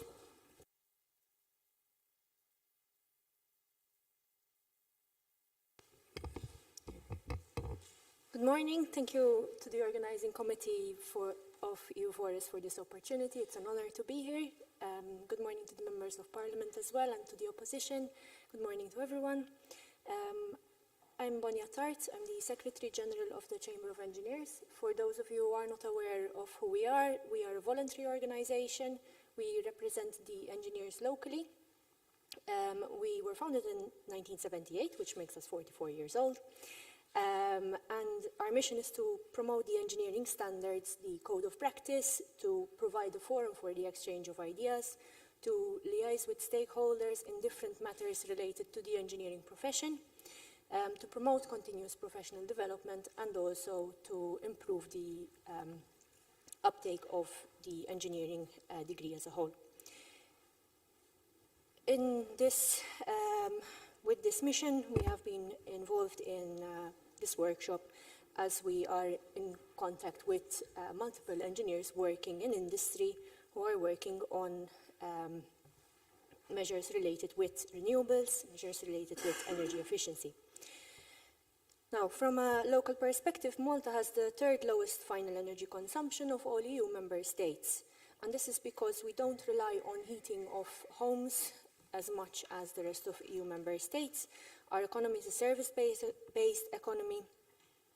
However, we have experienced a lot of growth, both from an economical perspective and also from a population perspective. And this has given rise to a number of pressures on the Maltese economy, on the energy requirements in order to meet those needs. The largest energy consumer we have locally is the transportation sector. It accounts for around 55% of the energy consumption. There are policies in place at the government level to improve the energy efficiency of the transport fleet. This has resulted in a cumulative reduction of energy consumption of about 2 million kilowatts over 4 years. The second largest consumer of energy are buildings. And here we have the largest consumption is due to thermal requirements, so heating and cooling of living spaces. And the majority of that accounts for around 57.3%. We also see an increase in the number of appliances per household. This is offset by the energy efficiency improvement in appliances. However, we do find here that energy sufficiency is very important. So it's useless to think about energy efficiency when we're getting more energy efficient appliances, but also getting more appliances. So we are consuming more. So there we see an offset, we see an improvement in energy efficiency, but also still a total increase. Now, energy efficiency is one of the key pillars to meet the EU climate objectives and reduce the dependence on fossil fuels. It is often underestimated as a resource, so energy efficiency should be seen as a resource on its own in order to be able to use it correctly. The EU directive, the EU Commission issued an energy efficiency directive in 2021, issuing a clearer priority for the energy efficiency first principle. And here we're trying to move towards treating energy efficiency as a source of energy in its own right. Now, from a Maltese perspective, there has been a study where member states are being compared, and Malta's policy efficacy is being compared. And this is compared, the efficacy is split into different sectors, and the performance across each of these sectors is, has been analyzed.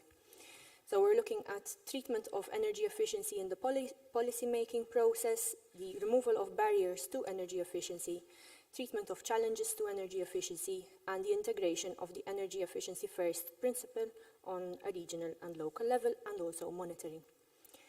For Malta, as a country, we score very well on the supply and demand criteria. Both supply and demand are considered in screening, and there's no prioritization given to either of the criteria. We do find the difference between discount rates. So there are differences in discount rates between the supply and demand. Ideally, the same discount rates are applied so that any biases through the overestimation of the impact of certain technology is minimized. This would also help removing any biases towards where funding would be issued. It is also important here to consider things like social discounts. So energy efficient technologies tend to come with a price premium, which makes it a bit difficult for the private investor, for consumers to apply such technology. There is a return in investment, but that return takes a long time. So it's important here to also consider that the risk in uptaking such technology would be taken on by the consumer, by the person investing in the technology, and that needs to be catered for also in funding. We find that cost-benefit analysis are conducted, they are crucial, they are part of policy. However, we need to make sure that the benefits of applying an energy-efficient strategy are well considered. Generally, there are a number of different benefits in applying energy efficiency technologies, which might not be apparent from the get-go, and considering those in cost-benefit analysis would help in uptake of such technology. From the side of energy poverty,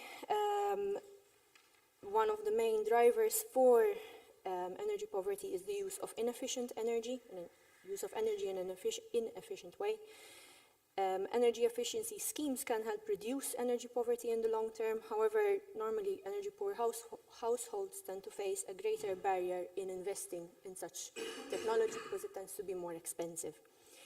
Malta has a mild climate, therefore the winter temperatures are not a major issue.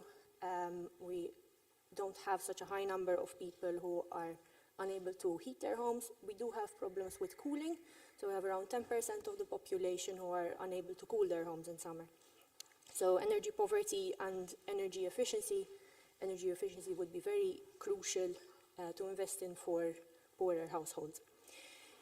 On the ground, as a chamber, so speaking with our representatives, we also find a lack of awareness of what energy efficiency is, how it can be used, what different technologies can be applied. For instance, we find buildings which are not designed to be energy efficient. As we're moving towards larger, more complicated projects, towards more complicated technology, it's very important that the engineer is the reference point for all things related with energy management systems, energy efficiency, resource management, circular economy and water, and also the greening of spaces. We are the key stakeholders as part of this discussion, so it's very important that engineers are also included as part of the design for sustainability. Case in point, this is a subject which is very close to the heart of the engineering profession and also to the Chamber of Engineers as a whole. In fact, on the 14th of October, we're organizing a conference on the issue, which will be on the Sustainable Development Goals, and we would be very happy to see most of you there. Thank you for the opportunity to speak at this workshop, and thank you for your time.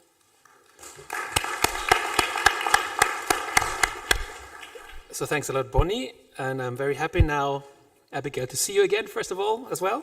Abigail Kutayar, you are advisor on energy and sustainable development to the Minister for Environment, Energy and Enterprise.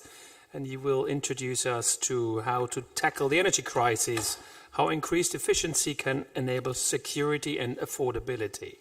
So Abigail, happy to hear from your plans.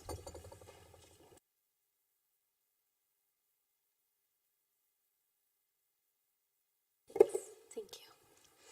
I would first like to thank the EUFORES actually for organizing this workshop. It is an honor for me to be here as a young professional. I come forward today to share my views, obviously, about such a critical topic, which is the energy crisis, and what is currently ongoing, even locally, in effect, obviously, to all of this crisis which we are experiencing right now. So the two sectors which I believe humanity cannot do without is health and energy, both of which have been heavily challenged over the past years. Presently, the energy sector is undoubtedly the most discussed topic, not only across Europe, but across the world. We are at a very special moment in time, which in all honesty, even though it is within my expertise, I never hoped the world would experience. A time where fossil fuel prices are reaching sky-high levels, and this provides a challenge due to our dependency on it. Meanwhile, this is a golden opportunity for accelerated development to less polluting energy sources. In 2021, the EU imported 40% of its gas from Russia. So many of its member states are exposed to high energy prices. Today, the EU is importing just 9%. So this means that the transition can actually happen, and it can happen fast.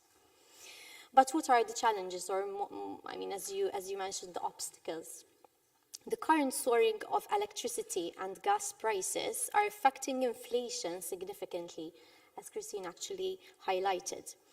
Purchasing electricity from the interconnector, which is 20% of the whole electricity supply locally, means that this is being bought at least 9 times higher than it used to be before, just a couple of years ago, actually.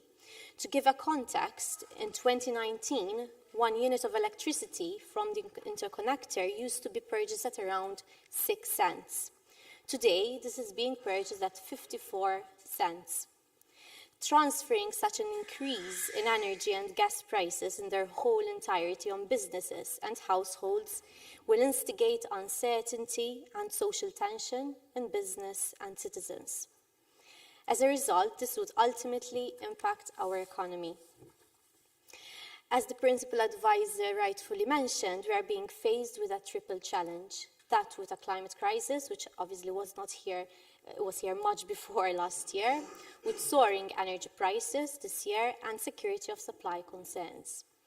What Europe is going through clearly shows that as a way going forward, we need to be totally independent from sources of energy which do not support Europe's vision. But what is Malta's energy vision?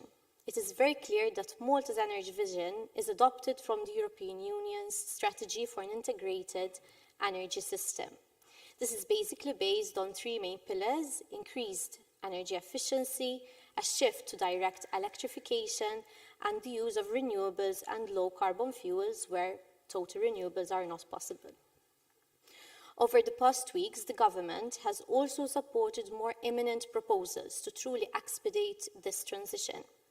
Disincentivizing energy consumption through demand reduction, especially in peak hours, coupled with digitalization, as well as the diversification of supply and investments through cleaner sources of energy and renewables, of course.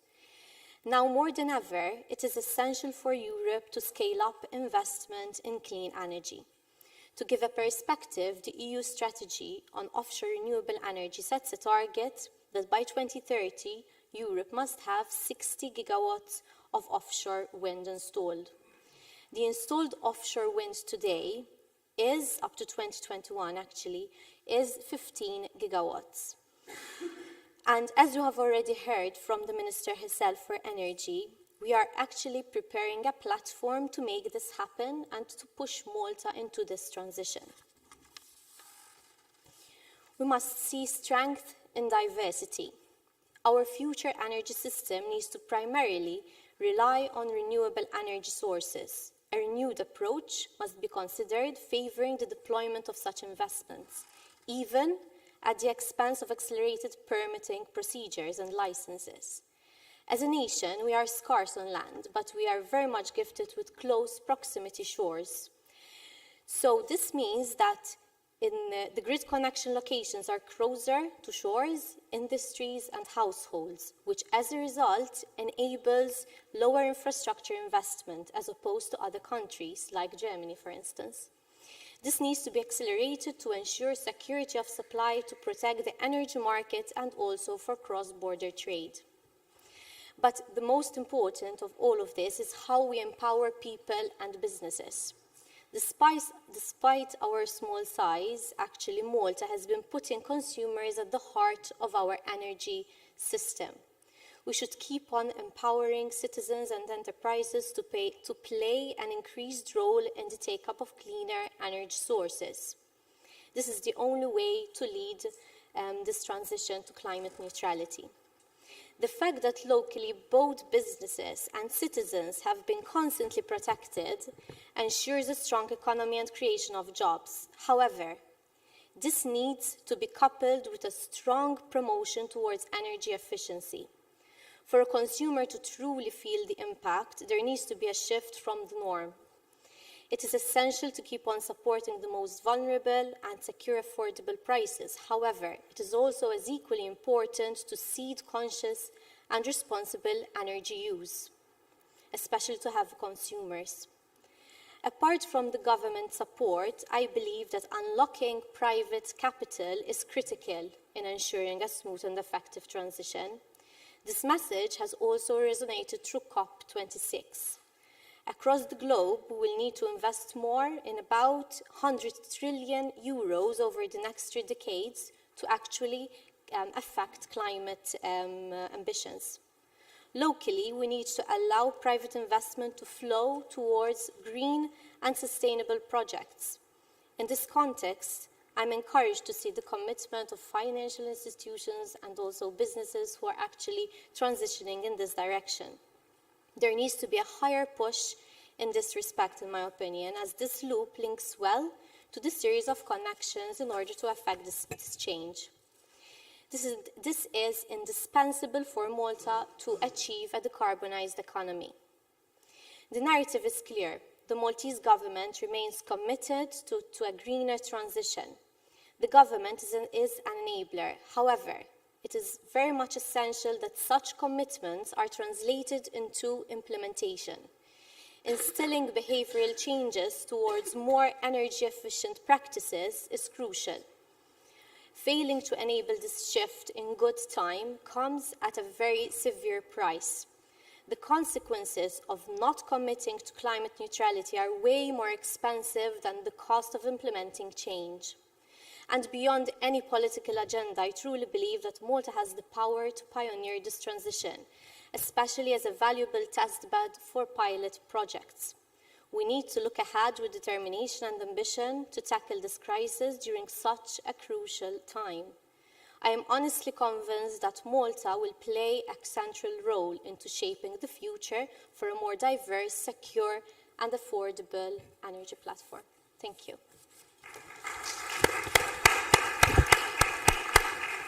Thanks a lot, Abigail. And I would hand over now directly to Alison Meatsy. Alison, you're president of the Malta Business Bureau, and you will let us know how business sees this, and probably how efficiency could help on the one hand for competitiveness, but also the resilience of industries and the economy to tackle the high energy prices. So, Alison, the floor is yours. Thank you and good morning, Honourable Ministers, Members of European Parliament, Members of Parliament, Deputy Speakers and participants. So good morning, and it's an honour for me to be here to have the opportunity to share the Malta Business Bureau's views on this critical topic. Obviously, the MBB is fully committed to the vision of a climate-neutral Europe by 2050, and as previous speakers said before me, we understand that climate change is real, it's with us, it's an existential threat, and it is now affecting us both on a society level as well as on an economy, on the level of an economy. As Honourable Minister Chris Bonnet said before me, we know that Malta is especially sensitive to the threats posed by climate change. As an island in the Mediterranean, we face several permanent challenges such as insularity, limited natural resources, heavy reliance on imports, especially food, and Malta is also dependent on inbound tourism, which in turn relies on favourable weather and climatic conditions to attract tourists to our shores and generate economic activity. Supply disruptions abroad have a clear impact on prices and availability locally, a reality which we are all currently understanding. It is consequently in the best interest of society, including businesses, to ensure that climate ambition is properly bolstered to safeguard our livelihoods and ensure prosperity in the long term. The challenges ahead will also present new opportunities for businesses, which will be asked to come up with more innovative and green technologies and services, leading to growth in several markets.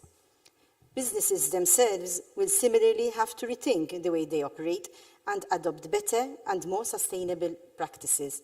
This ranges from the type of materials we use, the amount of waste generated, our energy and water consumption, and more.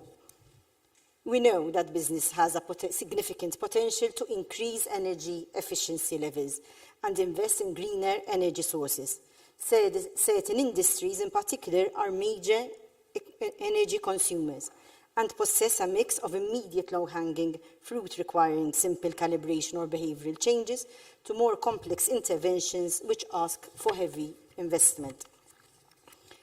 As the EU Advisory Organisation of the Malta Chamber of Commerce and the Malta Hotels and Restaurants Association, the MBB has been involved in several EU and national projects focusing on business needs and which aim to raise awareness on critical issues such as energy efficiency. And we have experienced firsthand the businesses' desire to invest, improve their operations, contribute towards climate ambition. However, critically and crucially, we have learned what are the stumbling blocks for them to achieve these objectives. It is clear that certain businesses are unaware of the benefits of energy efficiency and may not know from where to begin with. And the starting point here for national authorities is to involve and invest in an element of capacity building, especially when it comes to smaller businesses. We have collaborated very well with the Energy and Water Agency, and we have organised several best practice workshops where businesses share their experiences and innovate and find innovative solutions to common challenges. These type of actions go a long way to supporting businesses which have limited capacity or experience in energy efficiency. That said, going forward, we believe that the main and key hurdle to increased ambition by businesses is the lack of suitable funding opportunities to support private investment. The green transition will require an unprecedented level of investment across virtually all sectors, with the cost for business anticipated to be significant. While Maltese businesses embrace this green ambition to safeguard Malta's economic future, public policies should never be drafted without carefully considering the context in which businesses are operating in. This is especially true now. Our businesses are every day contending with rising import prices, supply-side issues, logistical hurdles, staff shortages, and energy uncertainty going forward. All these contribute towards ever-mounting expenses. Alongside investment in their energy performance, this means costs which businesses, especially SMEs, cannot afford. It is thus unrealistic to expect businesses to foot the bill without appropriate funding support from government and the EU. And to make one point clear, the business community is not asking for handouts. Rather, we must understand that many of the climate targets being proposed are extremely ambitious. Ambitious targets need ambitious financing. We are glad to note, as previous speakers have said, that there are several local and EU funding opportunities which businesses can already apply for to support their investments. And these range from the local funding schemes that we have from Malta Enterprise and the Energy and Water Agency to the EU funding schemes that there are the Recovery and Resilience Facility as well as the structural funds. While, of course, these are certainly in the right direction, their execution can definitely be improved to pose a more attractive proposition for businesses. For example, when it comes to state aid schemes, the EU will limit financial support to the incremental difference in price between efficient and non-efficient solutions. It is disappointing to see that the same approach being put forward in the recent EU proposal to revise state aid regulations. In practice, this is creating an insufficient incentives for businesses to give up their older practices and invest in cleaner ones. We believe that support should be tied to the entire capital expense, perhaps with a minimum threshold of efficiency increase to ensure satisfactory results within the context of the climate targets that we have. With regards to the European funds mentioned earlier, we understand that the bulk of the support is being diverted towards public buildings and infrastructure. The public sector leading by example as a co-tenant of the EU Green Deal. But considering the level of investment being asked for, governments need to ensure that available funding is appropriately shared with the private sector. More generally, businesses would benefit from more timely schemes that are demand-driven and issued well before a new policy or requirement is introduced. These schemes will also need to be flexible and up to date with the latest technological innovations, while keeping bureaucracy as minimal as possible. It would be certainly worthwhile looking at what options are there available which already work elsewhere and assess them to see how they can be applied to our circumstances. Whatever options we go for, it is clear that the drive to incentivize energy efficiency investments needs to be significantly accelerated. Current measures are not sufficient to mobilize greater numbers in favour of energy investments, particularly in these turbulent times. Should these concerns be ignored, we believe that a lack of investment will negatively impact the EU's capacity to reach its own climate objectives in a significant way. Thank you once again for giving me this opportunity to sharing our views, and I look forward to the rest of today's discussion.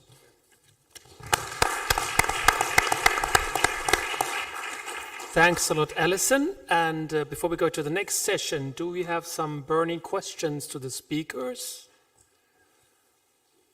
If not, then let's catch up a bit on time and open session number 3 on energy efficiency, which is called the Enabling Factors and Barriers for Implementing Energy Efficiency in Malta. And I have to say, you will see on the logo on the agenda on the top right, you see Energy Efficiency Watch.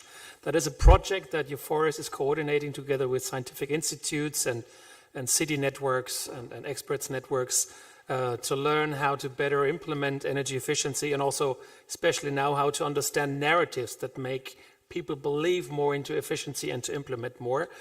But I'm not the expert in the project, we are coordinating it, but I would like to involve now one of our key experts in that project, Malte Gebhardt.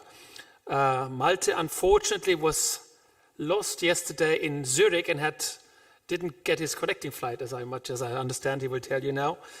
So he could not join us today here in person, but he's live now, I think, in Berlin on screen via a Zoom session. So he will, first of all, present to you the ideas behind the narratives and also behind the project, and then also try to moderate the discussion. So, Malte, I see you on my screen. I don't know if there you are. Here we go. Malte, now the screen and the hearts Fantastic. are yours. Thank you very much, Jan. Can you first tell me whether you can hear me? Yes, perfect. Just go ahead. Fantastic. Very good. Thank you so much, Jan. And thank you so much to the Maltese Parliament for this opportunity to speak to you on some of the results of the Energy Efficiency Watch. As said, I'm really, really sorry I couldn't be there. I didn't make my connection flight yesterday. It's difficult times for traveling, as you may have experienced yourself. I will try to share my screen for the presentation, and please give me just a quick sign when you can see it. presentation mode, please, then we see it. Fantastic. Thank you so much. So I'll go right into it, and I'll speak about the impact of narratives on effective policy implementation. And we've heard numerous extremely interesting remarks on how energy policies need to be improved, how the strategies need to be improved. And one aspect that we looked at in this project is how policies, in this case energy efficiency policies, are embedded into narratives, so into broader societal discourse, and how this broader societal discourse actually enables or puts barriers to the effective formulation and implementation of policies. So the Energy Efficiency Watch is a series of projects by now, and initially in 2007 when it started, there was hardly any proven energy efficiency policies around when the whole NEAP process started, and many approaches around energy efficiency were still of a rather theoretical nature.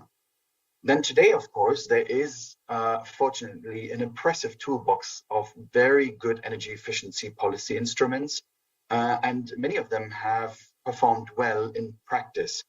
And in the EU, there is a very healthy mix, we believe, between sort of a centralized standardization of policy approaches, but of course, the strength and diversity also regarding energy efficiency policies, which provides a great variety of policies available. Then why did we look at narratives? The question then is, if there's such a great set of policies that we have, why are some of these not sufficiently implemented? And this requires an understanding of why are things not happening. And the hypothesis of that project is that there's a key role of the perception and the connotation attached to policy instrument, and in a broader sense to the energy transition.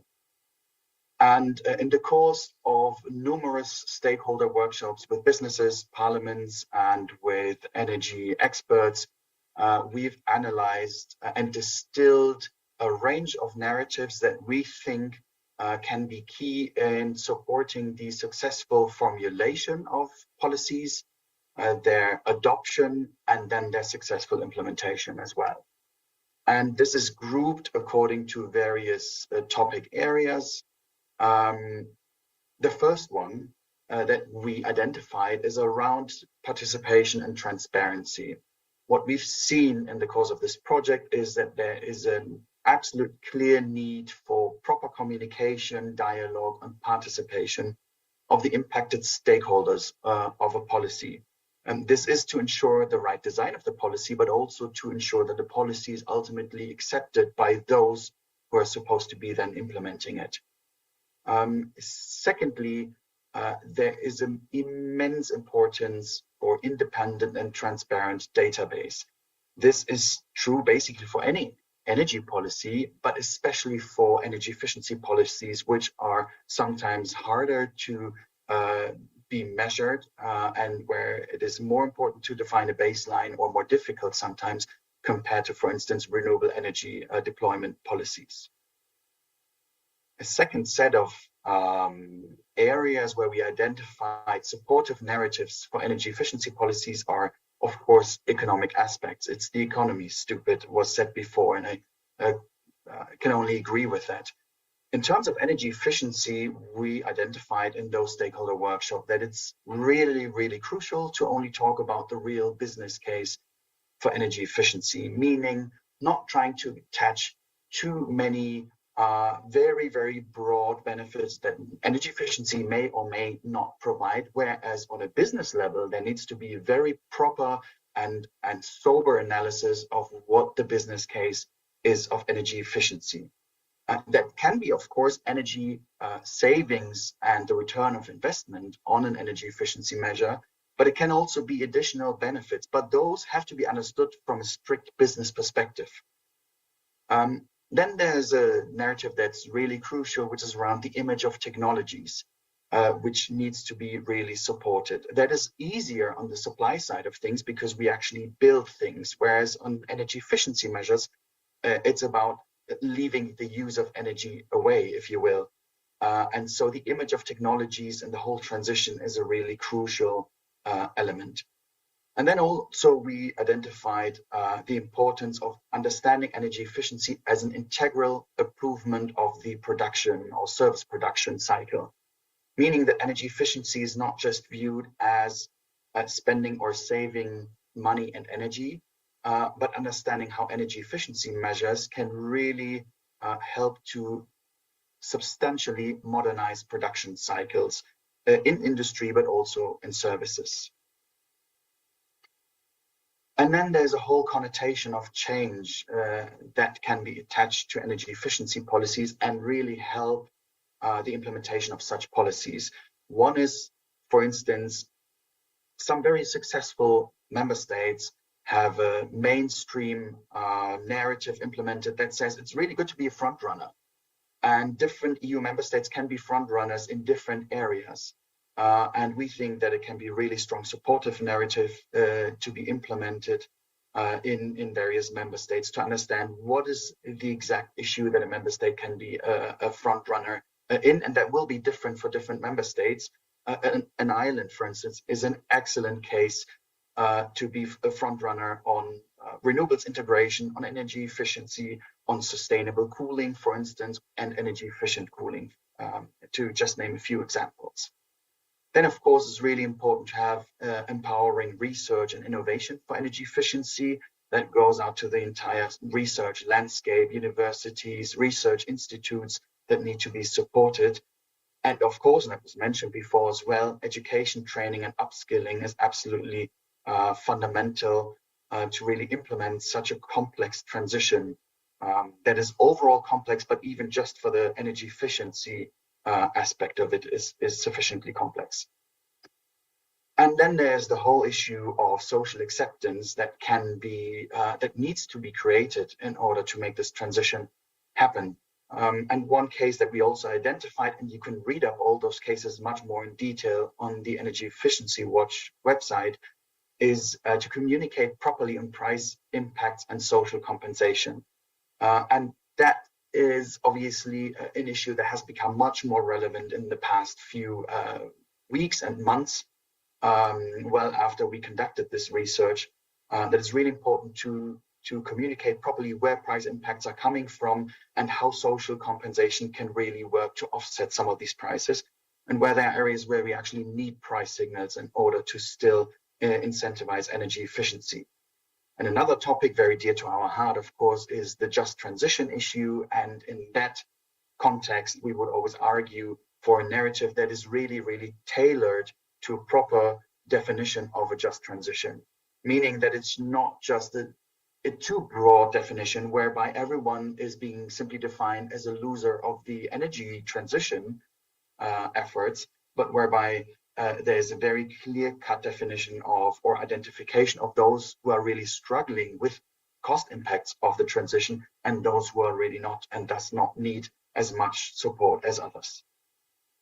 These are just in a very quick run through some of the narratives that we identified, and I really invite you to look up on the website the detailed results of this. And there's some overarching policy recommendations resulting from our findings. That is on the mechanics of policy implementation, is really understanding why things are not happening, where are barriers and social resistance coming from. And we see, as said initially, there's a key role for perception and the connotation of policy instruments. And we think that it's required to have a full picture of the impact factors, the communicative strategies, participation, and a broader understanding of economic energy efficiency potential beyond just savings. And of course, there needs to be an important link to be made to other policy fields such as education, research, etc. There's a couple to-dos. For me as a researcher and consultant, always easy to tell to policymakers the to-dos. But we think that's really important to really think about very comprehensive policy packages. And in the recent developments, you see how important it is to really develop an integrated view into climate change, energy use, price impacts, social impacts, etc. That all needs to be viewed in an integrated manner, which makes things complicated though. As such, as a result of that, there needs to be strategic planning of the implementation of policies And in addition, that's an additional topic, we think there has been a historic predominance of the supply side of things. It's always easier to build things and spend money for things that are built. And obviously, I think we all agree here that there needs to be an integrated view on the supply and the demand side, including infrastructure, of course, in between, to make things happen. And the last speaker of the previous session highlighted this as well. There's a need to develop proper business cases that then can be really scaled up, but they need to be proper business cases and sustainable business cases in order to really pick up. And with this very quick run through, I would like to end my presentation and would like to thank you very much for your attention.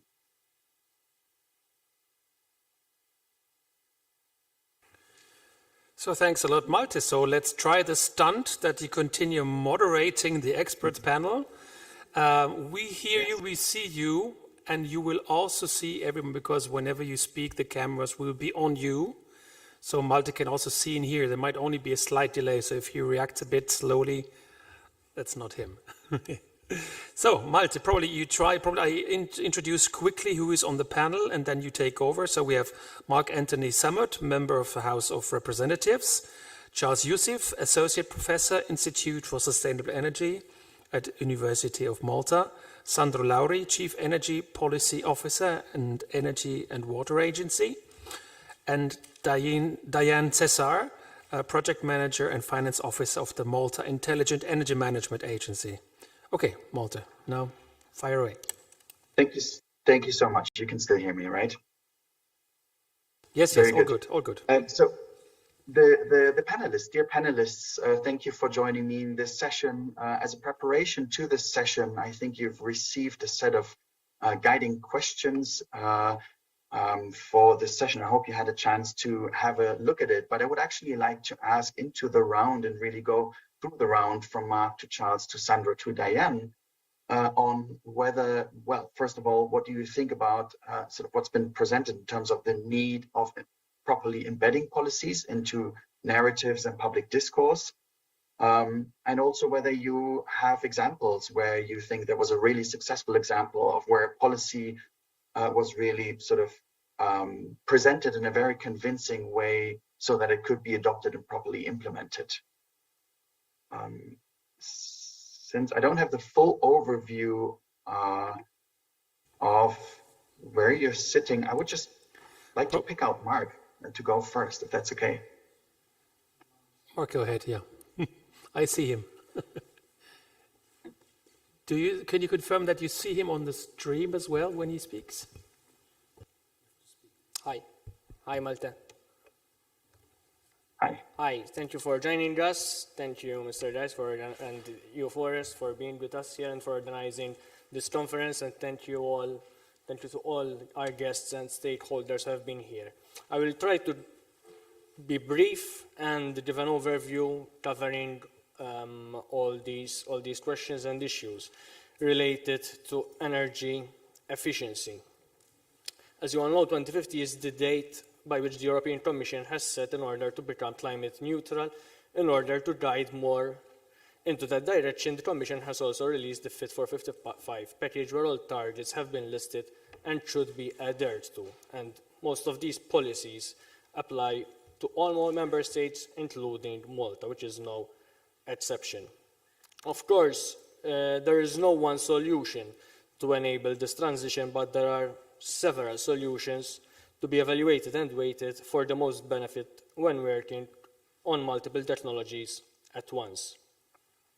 For the purpose of this contribution, I will focus on energy efficiency, and I also feel duty-bound to highlight some shortcomings and the areas where I believe we can improve as a country in terms of energy efficiency, which basically means doing more with less, which has two major benefits, both environmental and economical, as it makes this transition much more affordable and feasible. So first of all, when speaking on energy efficiency, it is sometimes difficult for industry, for residents, to understand, because it's something which is just not easily measurable. So I think we need to have education campaigns and guidance on how to become more energy efficient. In the past, there were massive campaigns started out to educate on energy efficiency. These have not continued so much, and it's only now, when the crisis is hitting, that we are hearing narratives about improving our energy efficiency. More so, the investment in the new LNG power station was sold as a magical wand which could be the magical solution to rising energy prices. Today we are confirming that energy prices depend on many global factors, especially when we are speaking on fossil fuels. So the real way to become more immune to these international price variations is to invest more in renewable energy sources. Energy efficiency policies are also only successful if they are followed through. We publish and update action plans after action plans, but we ever stop and evaluate and assess what of the previous plans was actually, which targets were actually reached, what was actually implemented, what lessons we can learn to improve in the future. And I think this lack of follow-up is not only felt in the energy sector, but is something which is sometimes felt across the board. Apart from this, I believe energy efficient policies need to be not just on a national level, but we need targeted plans for specific sectors. A targeted plan to improve efficiency in agriculture, a targeted plan to improve efficiency in transport, targeted plan to improve efficiency in manufacturing. Such targeted plans, I believe, are more effective and can leave a much longer lasting effect when speaking of improving our energy efficiency. And I will try to highlight some policies and some key areas in these sectors. Mobility, for example. We hear a lot about the electrification of our car fleet, which is important, which is a great step forward, but which is not the only solution on its own. First of all, the current schemes leave much to be desired in terms of implementation. We hear of people who have to wait for months for their application for a grant to be accepted and months for them to receive the promised funding. Apart from this, we have to remember that a large chunk of our population still finds the investment in electric cars as not affordable. They still cannot afford it. So apart from that, I believe we have to really look into investing in a clean mass transportation system. Now, this is something which has been mentioned offhandedly and repeatedly now. There was a large-scale opening and presentation about this time last year, a few months before the election, but from then on we heard nothing about really making this and implementing such a solution. Apart from this, another improvement in our efficiency and mobility would be to encourage more remote working, especially in the public sector. Agriculture. We cannot leave agriculture out of the energy efficiency equation.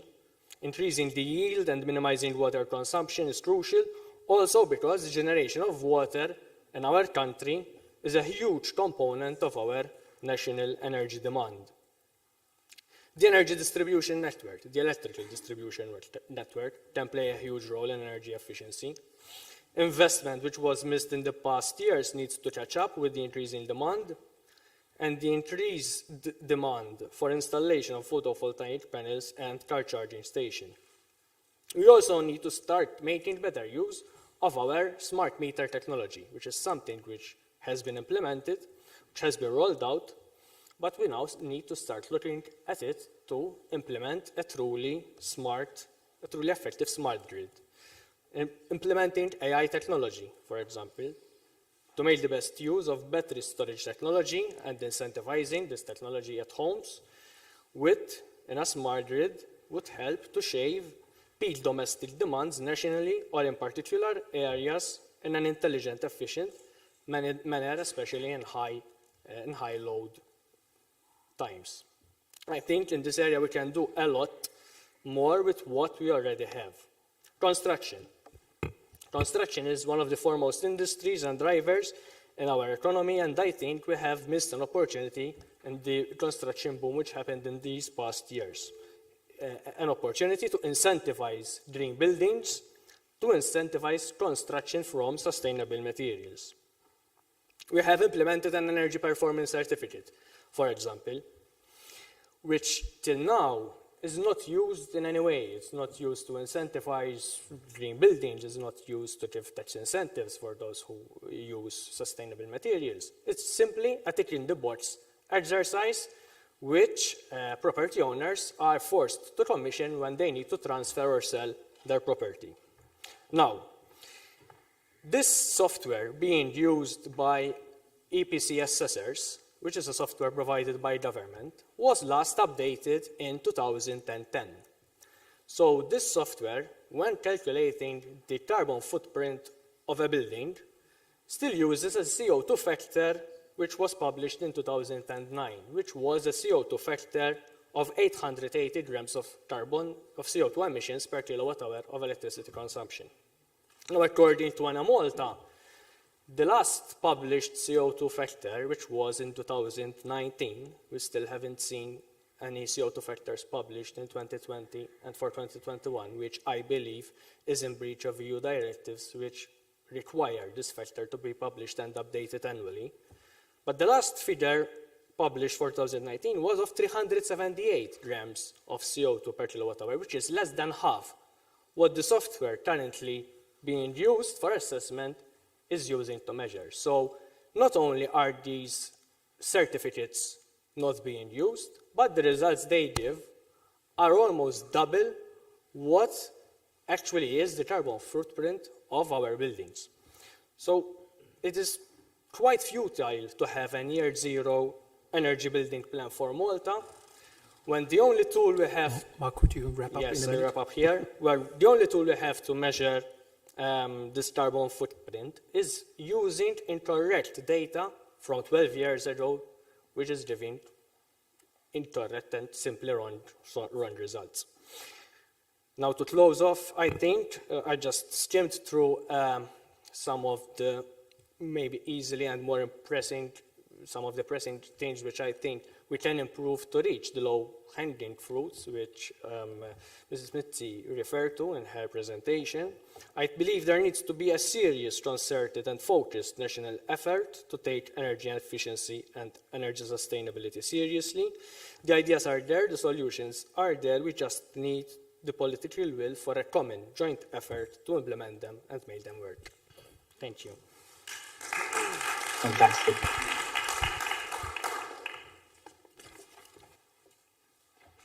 Good. Next one up, I would ask Charles, the Associate Professor from the Institute of Sustainable Energy of the University of Malta, to make his statement. If you may, and if you also may try to keep it relatively concise, if possible. Thank you very much. Thank you. I'm also representing the Malta Energy Efficiency and Renewable Energy Association, which I would dare say is the greenest association in Malta because we have been operating for 20 years virtually. So I start with a quick statement on this parliament, which I think it's one of the greenest parliaments in Europe. Unfortunately, we were not given a tour. I was looking forward for a tour. There are heat pump ground source systems, there are photovoltaics, there are smart systems. I missed the energy performance certificate on the entrance, but I'm not worried about that because even when I go to Brussels, I don't see those EPC certificates anywhere on public buildings. So with this start, may I address the three questions? The first is on what are the general arguments with regards to supporting or contesting ambitious energy efficiency policies. Here I would like to highlight 3 points. The first, we hear a lot that Malta has the least carbon emission per capita. In 2020, it was 4.5 metric tons compared to 7.3 in 1990. But if I normalize these values with the population, I come up with a reduction of only 13% and not almost 80%. Now, if I just look around, I see that shifting from heavy fuel oil to natural gas, which in chemistry can theoretically lead to 30% reduction in carbon dioxide, and looking around for other few energy efficiency measures, I come to the conclusion that government has made great strides on the supply side and very little on the demand side, which means we are now eating out the savings that we made in our energy production because we are simply seeing that this energy is, number one, at a constant price, and secondly, we are sort of encouraged to remain a business as usual. What do I mean business as usual? Malta has got this, let's say, exemption from the 15% reduction between August and March of this year. I would have loved to see at least a commitment that we will not increase our energy based on the average of the past 5 years. Okay, we don't want to decrease it, but at least we commit ourselves not to increase it. But giving a green certificate like that to any country in Europe where they can just do what they want, or at least that is the impression that our association got from the news, does not support energy efficiency in any way.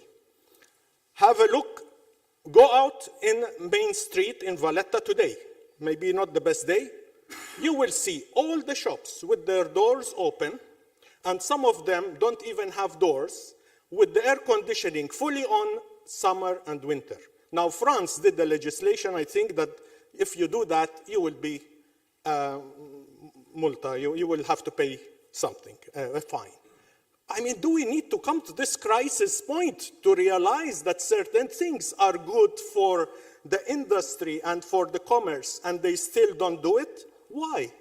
Because they don't care. They can afford the price of energy because it is, I wouldn't say subsidized, but it is controlled, and therefore they don't care about that. Setting the temperature air conditioning to 24 degrees centigrade, which was a good move by the government, but is it technically proven? I would say it should have been 26 degrees. Because with the temperatures around Malta, outside being 33 degrees in summer, if you set it so low, it means that the air conditioners will still work hard to try to reach this 24. We need to make it higher. And by simply putting a ventilator, a fan, you can afford even 26.5, which coincidentally is the setting of the EPC for dwellings in Malta. So 26.5 should have been the limit. To the second question, with regards to highlighting some energy efficiency policies that are interesting, I think one of the first moves back in 2009 was when government at that time gave compact fluorescent lights to households. I think that brought a big wave of energy efficiency in lighting, and today LEDs are everywhere. It takes 10 years, of course, in 2009, 2019. Okay, it took a long time. Are we aware that there is something called ROHS Directive, which is coming into force in March 2023, when all these CFLs have to be eliminated from the market? And how can we manage that waste without destroying those tubes, but safely disposing of them? So there is a lot to be done even for our government immediately. We need to make sure that there is not an inventory, but at least to control how those tubes are going to be removed and how the ROHS directives will come into force. Recycling of waste. This has been one of the, let's say, flagships of this government. We are moving in the right direction, and we need to do a bit more on that, especially because waste is actually energy wasted. So we need to really work harder on that. Electromobility has been mentioned quite a lot, and the Minister, Honourable Minister Dalli, also mentioned about opening the market for private investors for charging points. And I would dare say, why not also provide a scheme where those private investors who opt to make those charging points connected with green electricity are given some sort of incentive? Because if I just tell them, give me charging points, and they are all depending on one power station in Malta, it's half-baked solution. Heat pump water heaters, very effective. Yusuf, may I ask you to Yes. come to an end of your input? That would be much appreciated. Sure. Okay. I will stop here and I will just recommend two things. That EUFORES, I propose that all parliaments should have their energy rating and energy bills online on the website of EUFORES, and that all parliament buildings should strive to lead by example and to show us how serious they are in addressing EU directives and EU legislation. The second point that I would like to deliver today is, why do we keep calling renewable energy alternative energy? I think it is high time that we call fossil fuels alternative energy, or reserve energy, or whatever you want to call it. It's by changing the name that people start understanding that when I design buildings, when I do cars, when I buy things, I need to cater from where will I get my renewable energy. It's part and parcel of spatial planning. It is part and parcel of construction industry. With all due respect, we used to call them disabled persons. Now we give them a much better name. And because of that, lots of policies have changed. So let us change this word. Alternative energy, it's no longer alternative. It has to be mainstream. Thank you.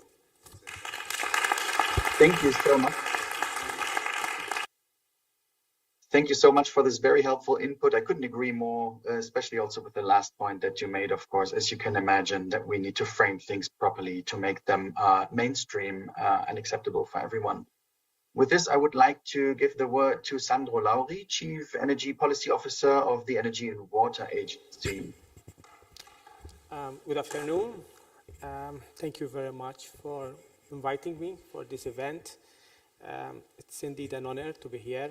And it's also very, very instructive to hear the opinions of many stakeholders with which we have often conversations, because a point which was already mentioned earlier on is indeed how it is important to make sure that both policymaker as well as the consumer, which will actually need to implement on the ground the policies, really understand, really discuss, and develop policies together. In fact, the role of the agency within which I am involved, we not just support the ministry to develop the policy, but also see that from childhood across the board, there is an understanding of where we're heading, how energy efficiency and renewables fit in this new world that we are living in, and how small things, small behavioral changes can together make big differences.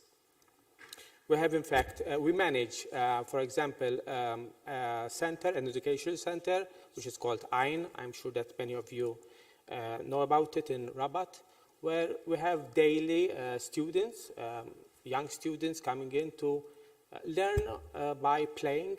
There are a number of games which teach about water and energy conservation. Water in Malta, it was already mentioned, is very important because we produce roughly half of it from using energy. So we don't have rivers which we can tap, so we have to desalinate most of our water. And even there has been a huge investment to treat water, have it polished, so that there was a mention about agriculture. These could tap water which is from recycled wastewater. Then we go to the households. We have a scheme whereby we do home visits. So basically, this is an on-call facility. We have people, technical people, which are trained to go into households and provide ad hoc advice. We learn a lot from these visits, and we give a lot of advice.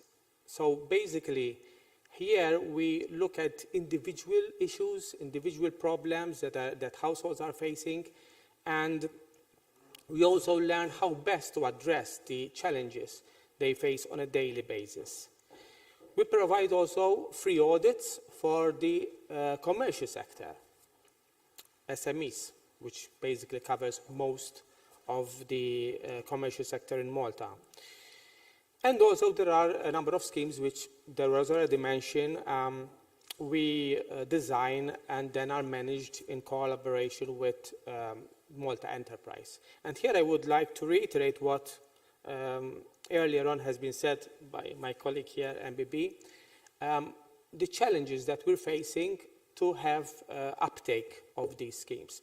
It is very unfortunate that most of the money that the government puts on the table for these schemes is not taken up. We've been looking and discussing with the industry, and as already been said, and I would like to take this opportunity to reiterate this, the issue is the limitation on the design posed by state aid regulations.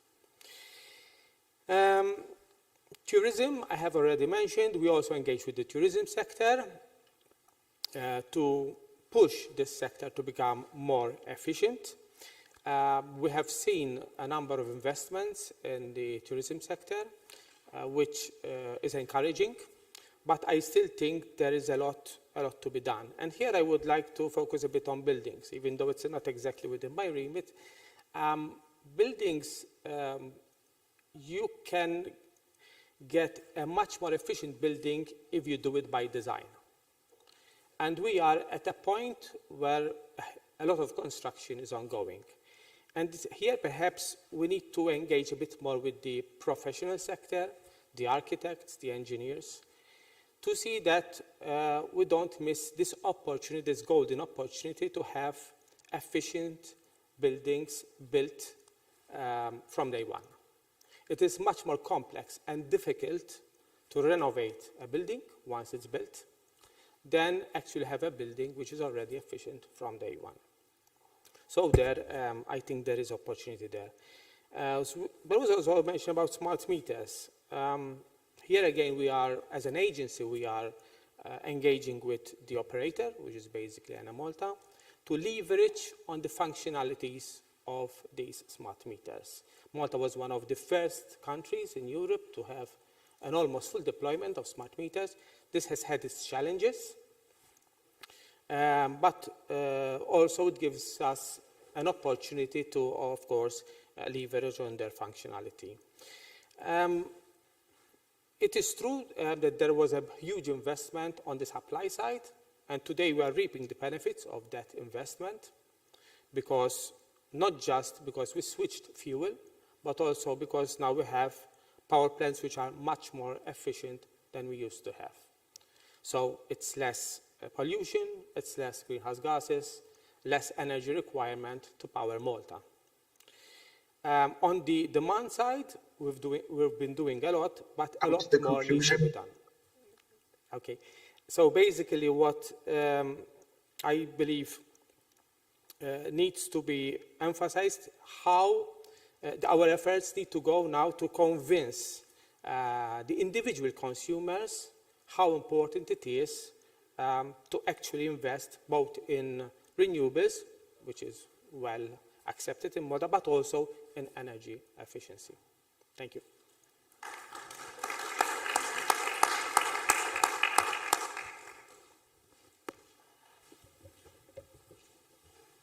I agree, and I'm really delighted to see how much you highlight the importance of involving the stakeholders into the entire process of policy making and implementation. And where that doesn't properly happen, of course, barriers may arise to the uptake of policies or even support schemes that exist. Next one up for an input is Diana Kazar, Project Manager and Finance Officer at the Malta Intelligent Energy Management Agency, MEMA. Please, the floor is yours. Thank you very much. First of all, I would like to thank you all for this opportunity to be here with you today. It is an honor for us also to be able to participate in this debate, which couldn't come at a more important time also, given the situations that are ongoing around us. It is difficult to speak last after all these interventions, and a lot of very important messages have already been delivered. I will speak a little bit from our experience as an energy agency, which we have been operating since 2007. And from our perspective, also through our work with the community, we work a lot with local councils, and we try to be very close at the end of the day to the citizens, for whom we design all the services, all the buildings, all the transportation services. So I would like to go back to one of the first statements that actually struck with me today by Honorable Ajus, where he said that ultimately we are all consumers. And that is so true. We are all consumers, whether we are individuals, whether we are building owners, public, private, and we can design a lot of very good policies, but if the message does not get through to the consumer, we have a very big gap that we need to address. We speak a lot with individuals. Challenges are faced every day also, even though we have low electricity tariffs. However, we have experienced places where energy poverty is a significant threat. Just recently, something that has also been mentioned, but something that I have been also hearing coming from people, is people worrying about having to make a decision whether to eat or to pay their electricity bills. And that is something that, especially in 2022, it is something that we never thought probably we will be hearing, especially in our country. Speaking of policies, something that was very important also during the years was the incentives that were launched both for the residential sector and also the commercial sector, schemes that were launched by EWA, schemes that are launched by ROSE, which have been fundamental also in motivating people to invest in energy efficiency, in renewables. Also, the electricity tariff structure for residential tends to motivate people to consume less so that they can pay lower tariffs, which is also something that we have been discussing with partners from different countries, and it is something very different, our approach, and something that has been looked upon also very favorably. And also the last set of measures that have been launched in relation to energy storage systems, which can really empower consumers and provide flexibility and address also the demand side of the cycle of energy. Challenges, we have a lot, but the bigger the challenge, the bigger the opportunity. Something that I would like to mention also based from our experience with projects that we do with a lot of different European countries is looking more into energy communities, which is something that has, there was a pilot that was launched whereby a PV farm was shared between the community, between a number of apartments. And given the increase in high-rise buildings and in multifamily homes, we believe that this is something also very important to address, to enable, at the end of the day, the consumer to be able to invest directly in renewable energy and feel that everyone is part of this change. And it is not something that the government is doing, but it is something that we are doing all together. One last remark. I cannot stress enough the importance of education campaigns. We had launched a nationwide educational campaign back in 2010 where we have addressed all the households in the Maltese Islands, basically, something that was maybe slowed down during the years, and we are starting again with active promotion. And it is important to engage all the different actors in society, from children to the elderly. We are all important, and we need to reach out to the people that actually are going to benefit from the decisions of the policymakers. Thank you very much. Fantastic. Thank you so much, Diana, and thanks for your very concise and precise input on this. Yes, and really good to hear the importance that you put also to the educational and communicational aspect of of implementing energy efficiency or energy transition policies in a broader sense.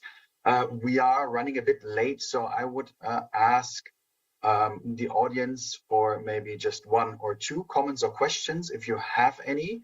And then please also maybe signal those to Jan, as I can't really see you properly. Yes, But I would ask the two. There's one. Yes. Hi, good morning. I'm Alex Tranter, engineer Alex Tranter, an independent energy expert. Just a comment on the energy efficiency topic just discussed. As previously mentioned, Malta is one of the first EU nations which launched a national smart grid back in 2009. So we have a mountain of energy data sitting in our, maybe in the cloud, which should be utilized to, I think, definitely understand behavioral patterns, definitely to influence local energy policies, definitely to target specifically people, industry, consumers who can make a difference. There's a lot of hand-holding which is required. The take-up of energy audits hasn't been massive. So there's a lot of help and educational campaigns and storytelling which needs to be done in this particular aspect. And I think information like we see today when you use Facebook and you look at all the analytics behind Facebook and Instagram and how many hits and where they're coming from and age and gender and everything else, the same can be done with the energy data we have. We're lucky to have 10 years plus of this data, which is really truly reflecting the behavioral pattern of consumers, both at an industry level and a consumer level, which would really shape what our policies should be. So I would really advocate policymakers and government to look at particularly this particular topic and see how they can use that data, expose that data, target that data to help improve further with direct campaigns, more energy efficient actions. Thank you. Fantastic. Thank you so much for this comment. And yes, the smart meter rollout has been mentioned various times and evidently provides great potential for all sorts of important energy transition aspects, system integration, but of course, demand side flexibility and energy efficiency policies. Are there additional comments or questions? Or is everyone getting hungry? I think so. So there's no more questions. I would say then let's go into lunch. Thanks, Malta. So I hope you also get nice lunch over there. We have lovely lunch prepared. It's at the entrance where the security is area. So we go back over the bridge and then down to level 0. Then we have lunch there. And if we can, it would be great to restart at 12:55. It's a very sporty, challenging thing, but let's try so that we catch up a bit. Thanks a lot. See you later then. Have a great lunch, everyone. Thanks.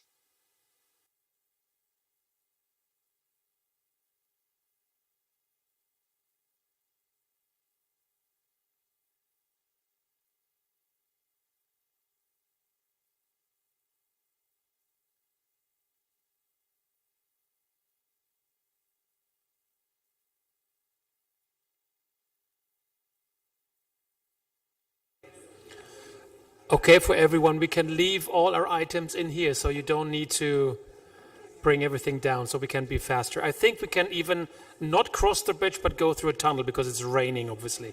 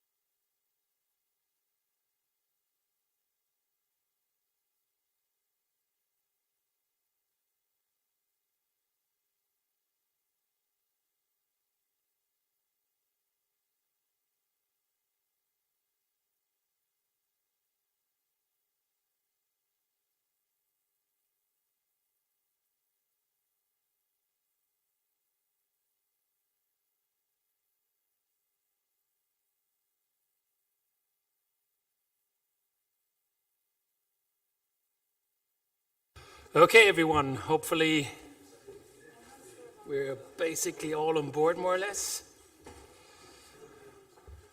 Virginia, are they all in? Could you check? Could you?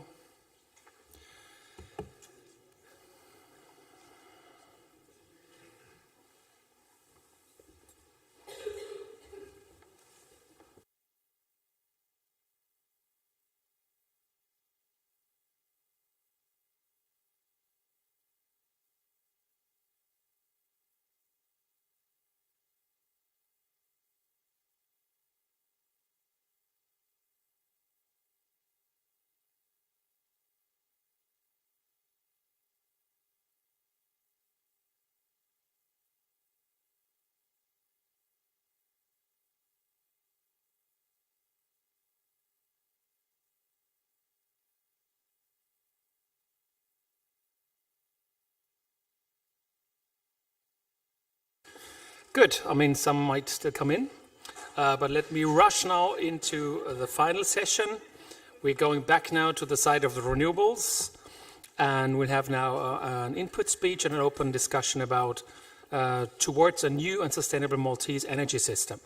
So, my honor is Stefan Kalamata. Where are you? Ah, there you are, Stefan. Hi. Stefan, you are the Executive Director on Energy Trading and Dispatch at Malta Public Limited Energy Company. And you will give us an input speech about the Maltese economic and technological challenges to achieving a climate-neutral energy system based on renewables. So, Stefan, I'm very happy to hear about you, the facts and figures and technologies. And if you can, please stick to your time. Sure. First of all, I would like to thank you all for inviting me to share some thoughts on the economic and technological challenges posed by the increased adoption of renewable sources of energy towards achieving carbon neutrality.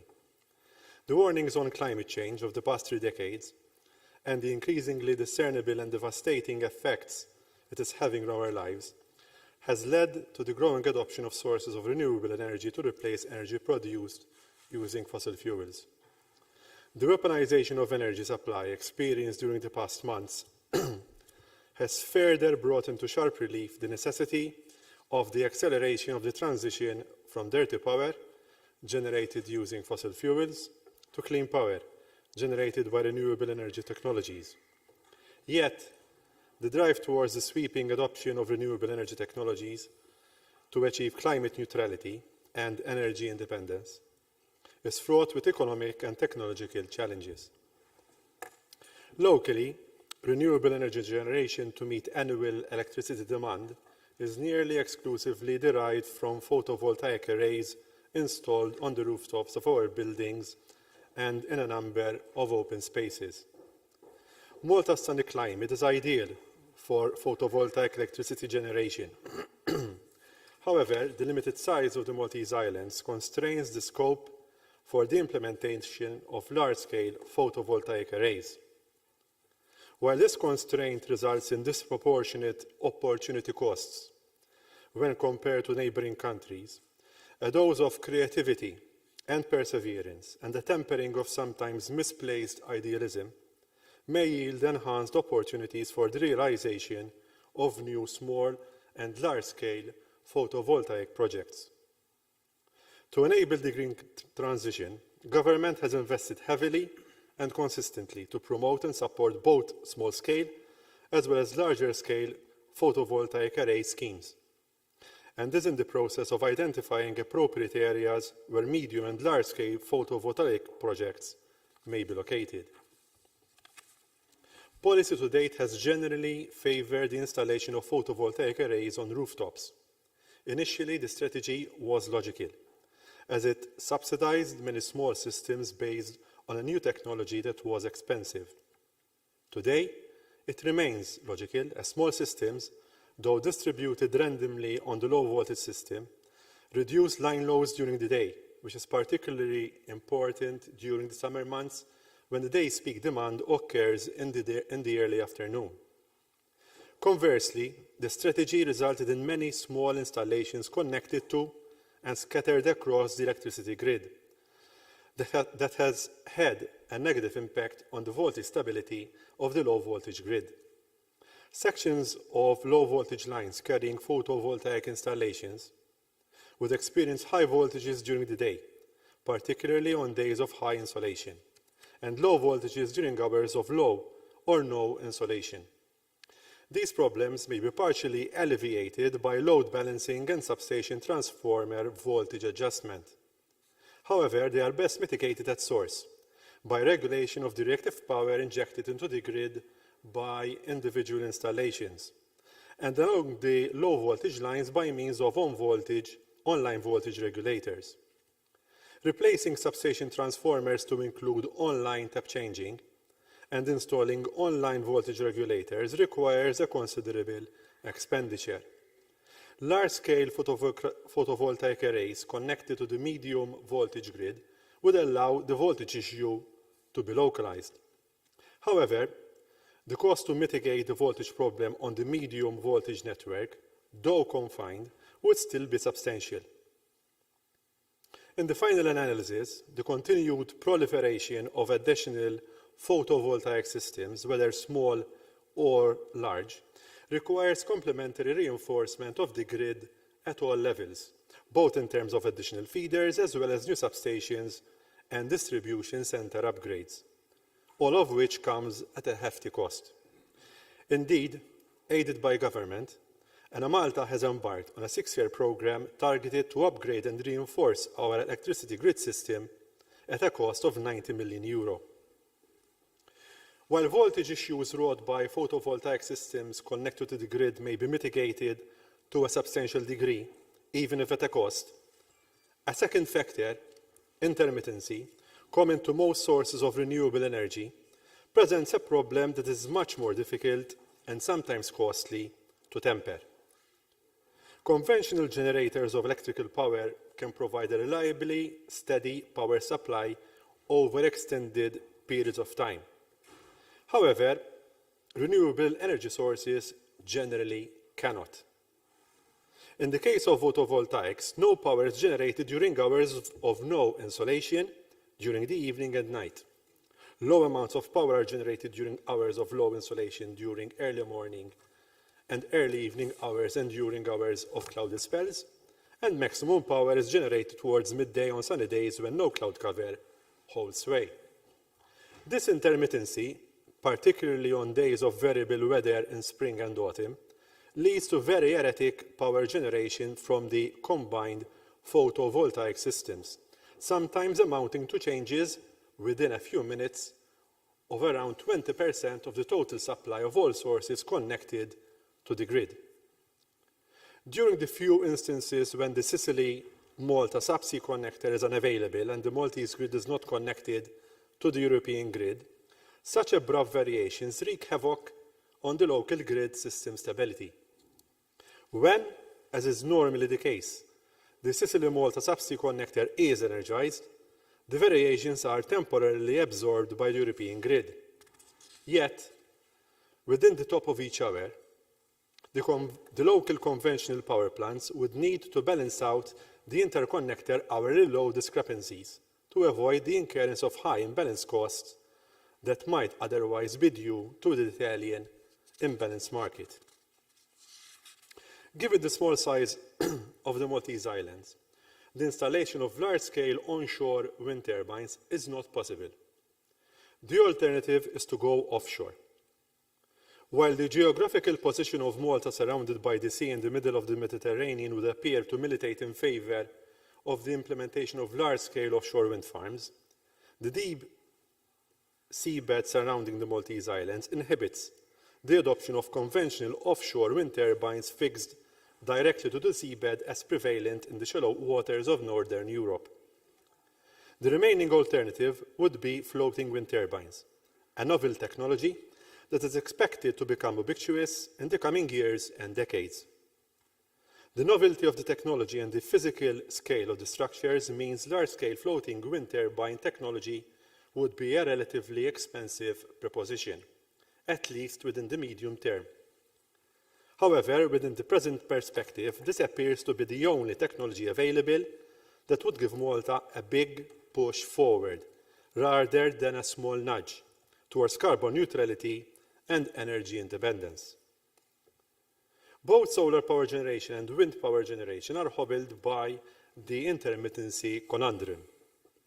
A second sea connector linking the Maltese grid to the European grid is an essential development that shall further mitigate the problem of intermittency and enhance local security of supply and grid stability.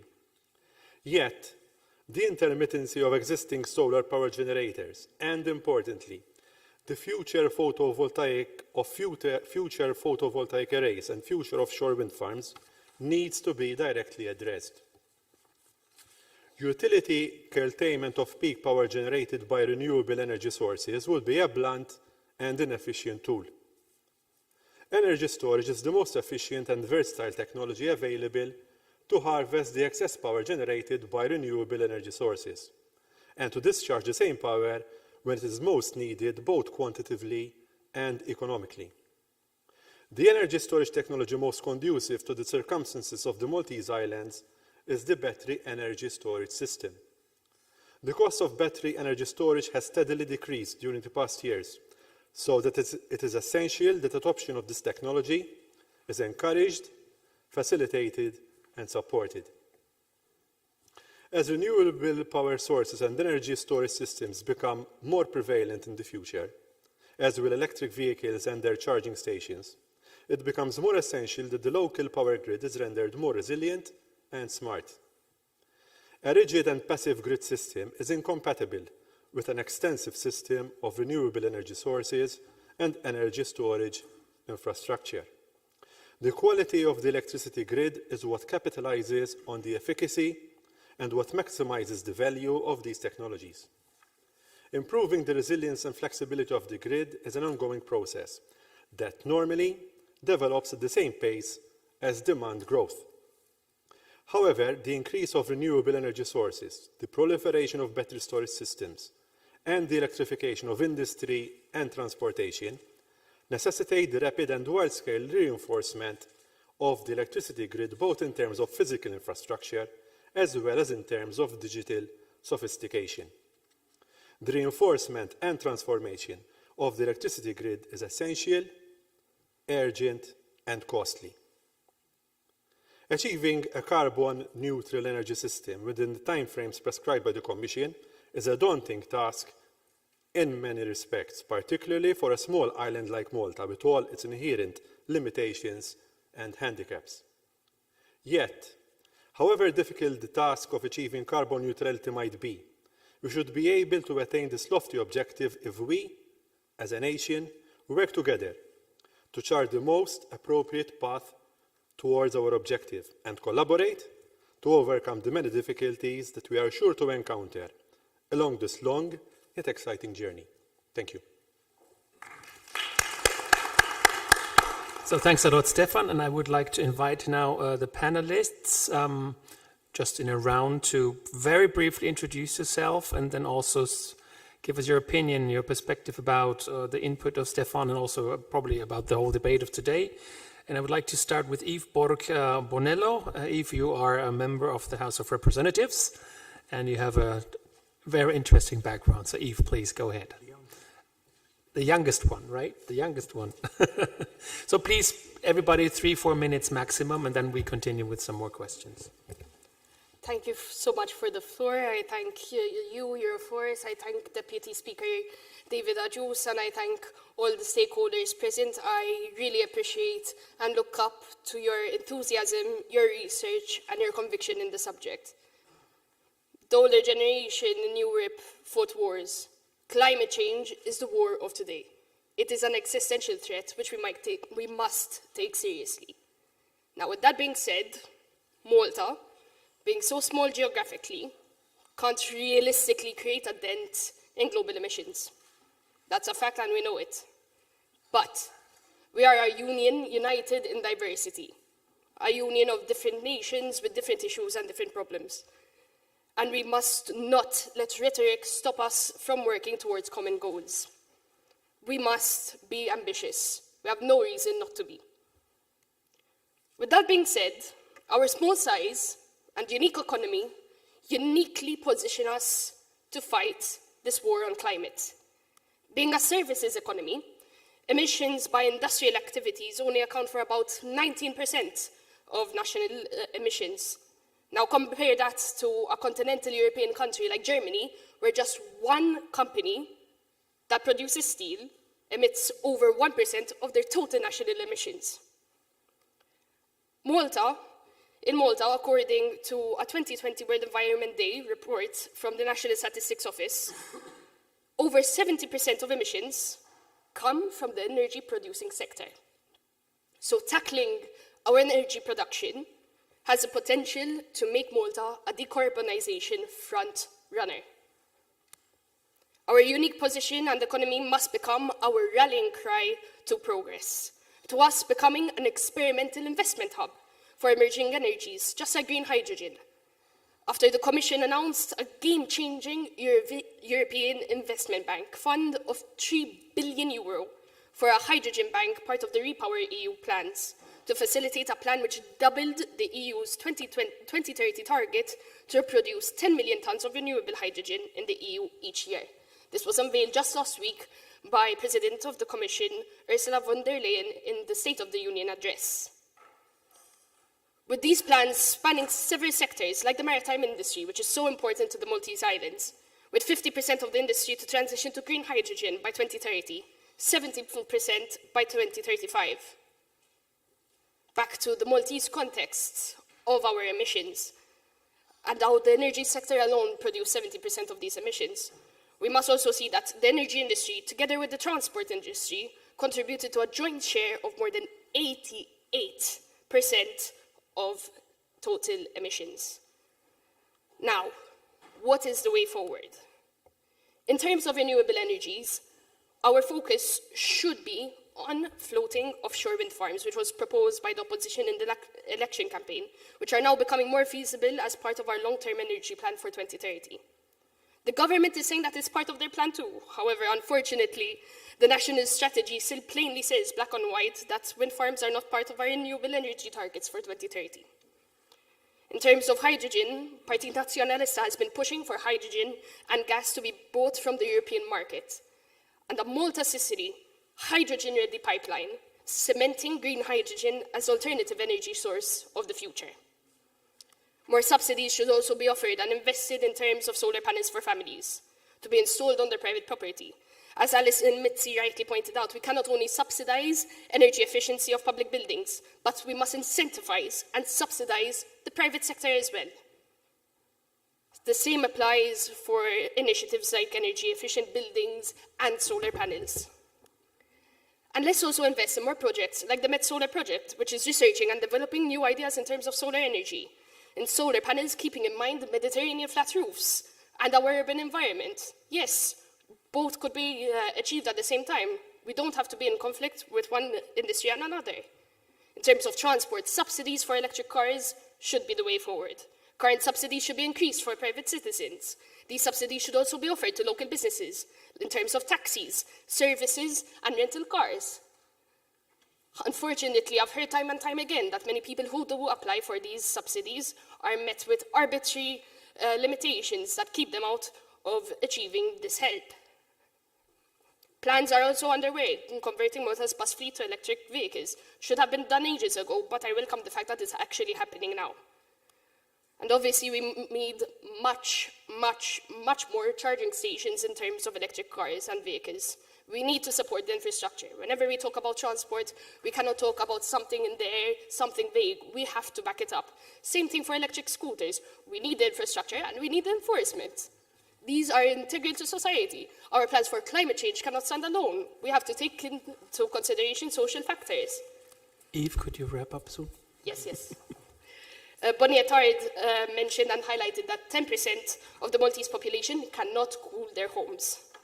It stood out to me because it highlights that working towards energy efficiency to combat climate change must go hand in hand with the community. Efficiency is a socio-economic issue. Climate change, the economy, the cost of living, well-being are deeply interlinked, just as was emphasized in the beginning of this exact sitting by the activist Christina. Statistics like these emphasize the importance of social climate fund. The European Union and national governments cannot afford to leave the vulnerable behind in a green transition. Prior to formally entering politics, I myself was an activist. I was part of Extinction Rebellion in Malta, and we campaigned and we led 31 youth organizations to lobby the government and the opposition into declaring a climate emergency in our constitution. This year I entered politics at the age of 18, I contested an election, and we're still fighting for the same things. It's about time that these declarations are given the weight of the law. It's about time that in politics we have more than just fancy pinky promises to climate change. We must take inspiration from the European Union, where the 2021 climate law making climate neutrality by 2050 a binding legal target among member states. More than a political pledge, more than a pinky promise. I thank you for your attention, and I want to reiterate that this is a war we all have to fight. It's a war for our future. It's a war for our existence. Thank you. So thanks, Eve. Luciano Mulistagno, you are the Director of Institute for Sustainable Energy in University of Malta. And Luciano, the floor is yours. Thank you for the invite and, of course, for organizing this interesting forum. We hear a lot of interesting things. We've heard a lot of interesting things, and frankly, we're hearing a lot of the same things. We've been saying these things for years, and most of us know the path forward. So the world has really changed. Again, that sounds like a cliche, but what we were planning even in research a year ago is no longer applicable today. I would never even have thought in my wildest dreams that electricity would have cost 59 cents a kilowatt hour. So we need to really think outside the box, and we really need to be bold. And when I mean bold, I mean aggressively bold. The government of Malta this year will probably spend 300, 400, 500 million euros subsidizing energy, subsidizing gas, petrol, and electricity.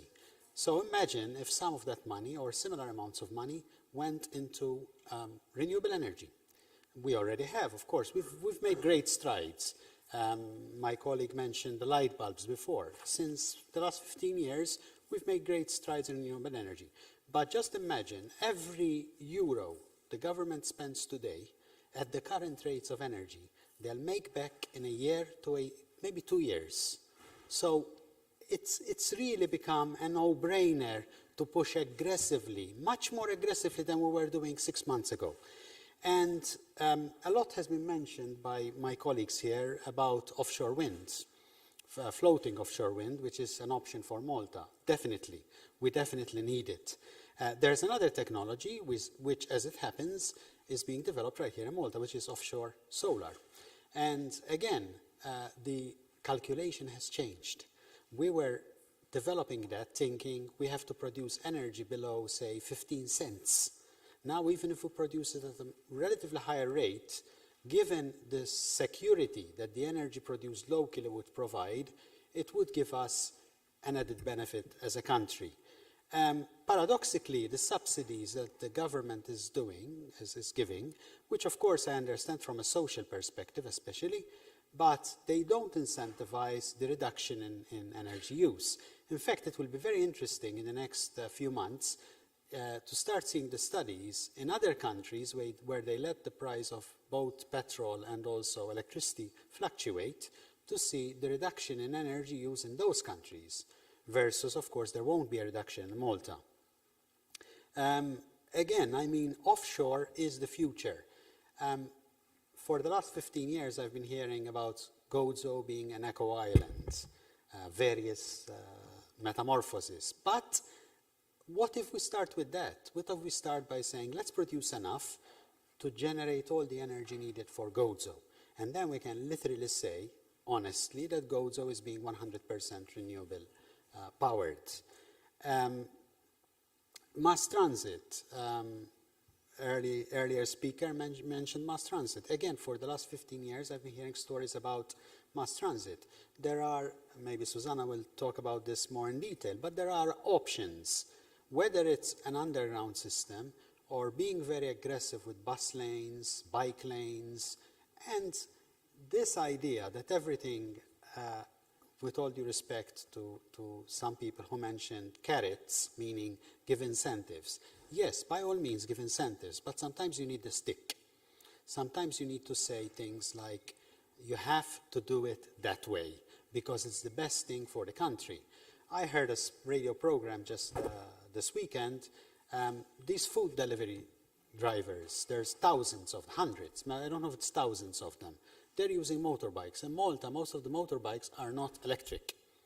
In New York, for some reason, they tend to be all electric. There's a cottage industry now of people providing spaces where people can charge their additional batteries. So an industry has developed.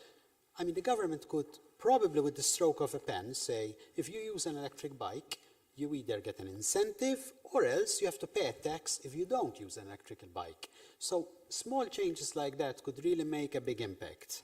And of course, mass transit, again, the equation is how much does it cost? But now that petrol is costing the government, every liter we fill in our car costs the nation money.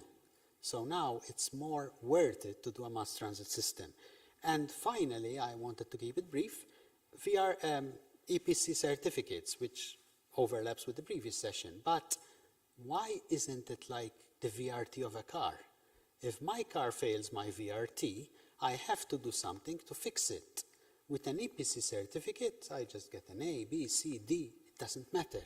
I just stick it on the wall or give it to this buyer and all is good. So we really need concrete action. Even small actions like this can make a big difference. And another one with homes, we missed the boat for the last 15 years where the buildings in Malta have doubled. And we did not require every building to have renewable energy on the roof. Some other countries have done it. I believe it's coming in the pipeline, and let's hope so. Better now than never. But every new building should be required to have renewable energy installed. Thank you.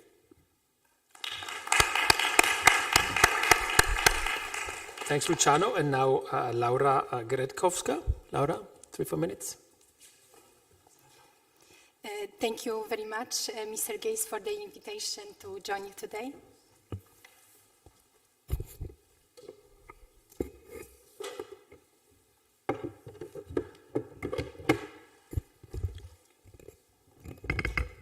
Once again, thank you very much for the invitation. It's a pleasure to be here, to join you and other panelists as well. It's been very interesting and very insightful to listen to everyone. I'm here representing Comerc. Comerc has been around since 2013 in Malta. We are one of the leading intermediaries in the energy certificate sourcing in Europe. We connect the market and help companies to source their electricity from renewable energy. We have a large network of clients that share our vision towards renewable energy transition.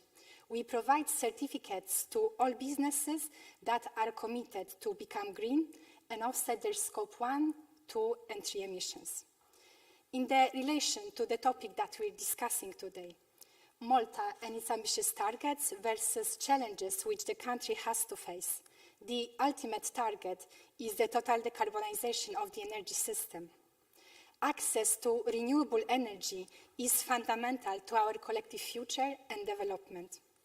And from perspective of my profession, I can see that environmental awareness and acceptance have a significant role in energy transition. Traditionally, in eyes of consumers, it would be the energy price that would only matter. But it's also because previously they were not given choice to change their energy behavior. In 2001, the European Union introduced the Guarantees of Origin system to encourage more renewable energy production in Europe and give consumers a renewable choice. Guarantee of Origin acts like an information tracking system. Every time producer generates a unit of energy, 1 megawatt hour, a certificate is also issued electronically. This certificate is like a seal of approval that electricity was produced from a clean source. Guarantees of origin are traded electronically in the voluntary market for renewable energy certificates, and they are sold separately from the electricity itself. Ultimately, the producers receive the money, so they are incentivized to invest into renewable energy. There is demand for this product, across various years, and companies like ours are present in the market in order to connect the sellers of these certificates with the buyers. As Comerc, we suggest implementation of the Guarantees of Origin system for Malta, the product that has been defined by the first Renewable Energy Directive in 2009, RED I Article 15, and expanded in 2018 by RED II Article 19, that rubber stamps the use of Guarantee of Origin as the only way to ensure renewable energy consumption.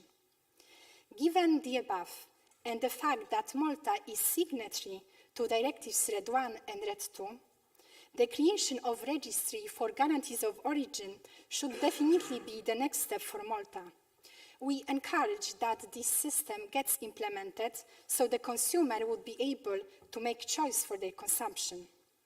For your information, guarantees of origin is the market that has been significantly growing over years. Last year, it had 825 terawatt-hours issued and 724 terawatt-hours consumed across Europe. And using this opportunity today, I would like to say that it would be great to have Malta participate in this system. In a nutshell, the only missing part is the registry, because we're noticing that other elements are already in place. We encourage that Malta uses such a system for every megawatt-hour consumed, as this way it will disclose where our electricity comes from and how it's generated. The source of every megawatt-hour would be accounted for and documented. Consumers will be responsible for their choice and empowered to choose the greener option. The Renewable Energy Directives have been written to give, among other things, consumers the choice, and a tool for that is the Guarantee of Origin. In the end, it will be up to you what share of renewables will be in your fuel mix. But with the system in place, you can steer policies, align with other European countries already participating, and have a chance to be green. Thanks a lot, Laura. And now invite Susanne Maas, climate campaigner from Friends of the Earth Malta.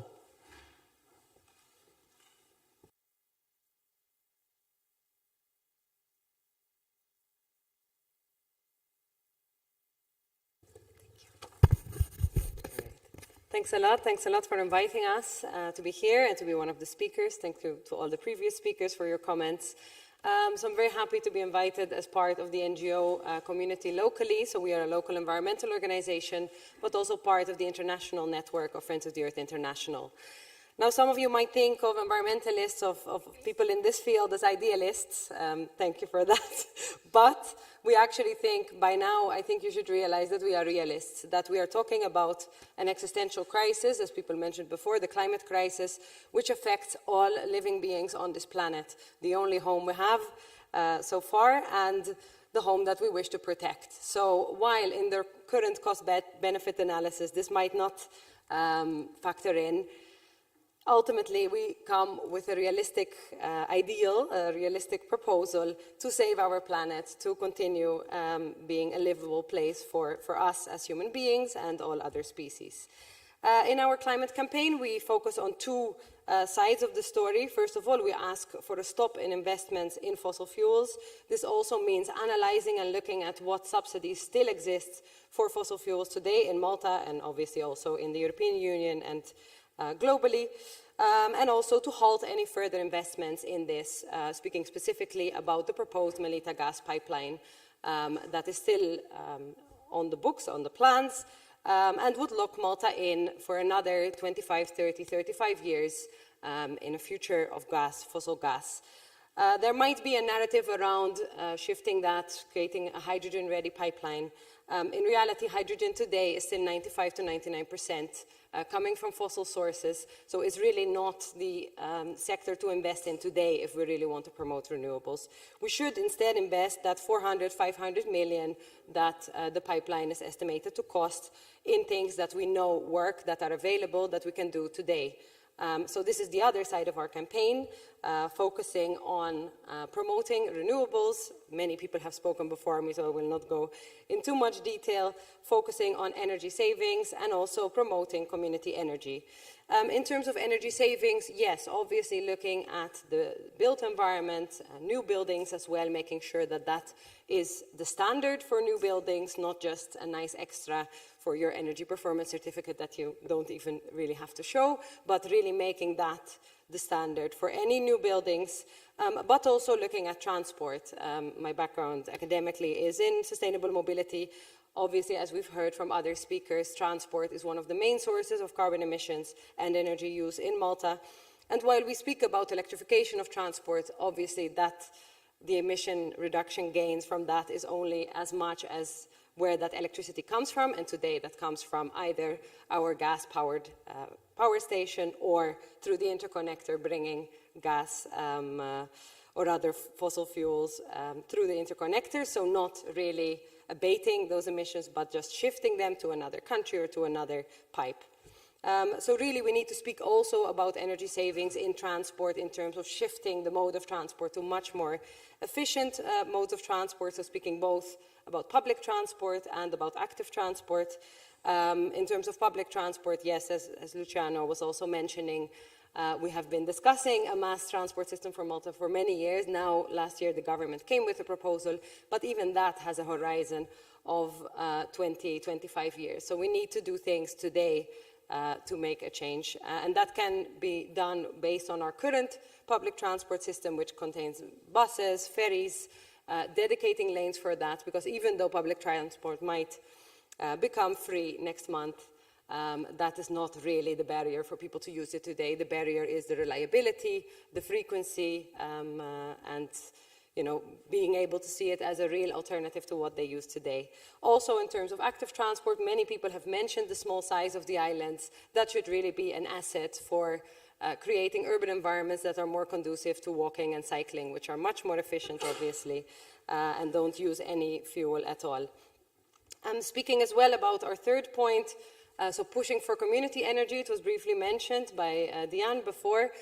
This is now becoming part of European directive, the Renewable Energy Directive, and Malta so far has not created a legal framework for this, especially since we're seeing such a shift in the building environment, in people living in multi-story homes, apartment blocks, rather than owning their own home with their own roof space.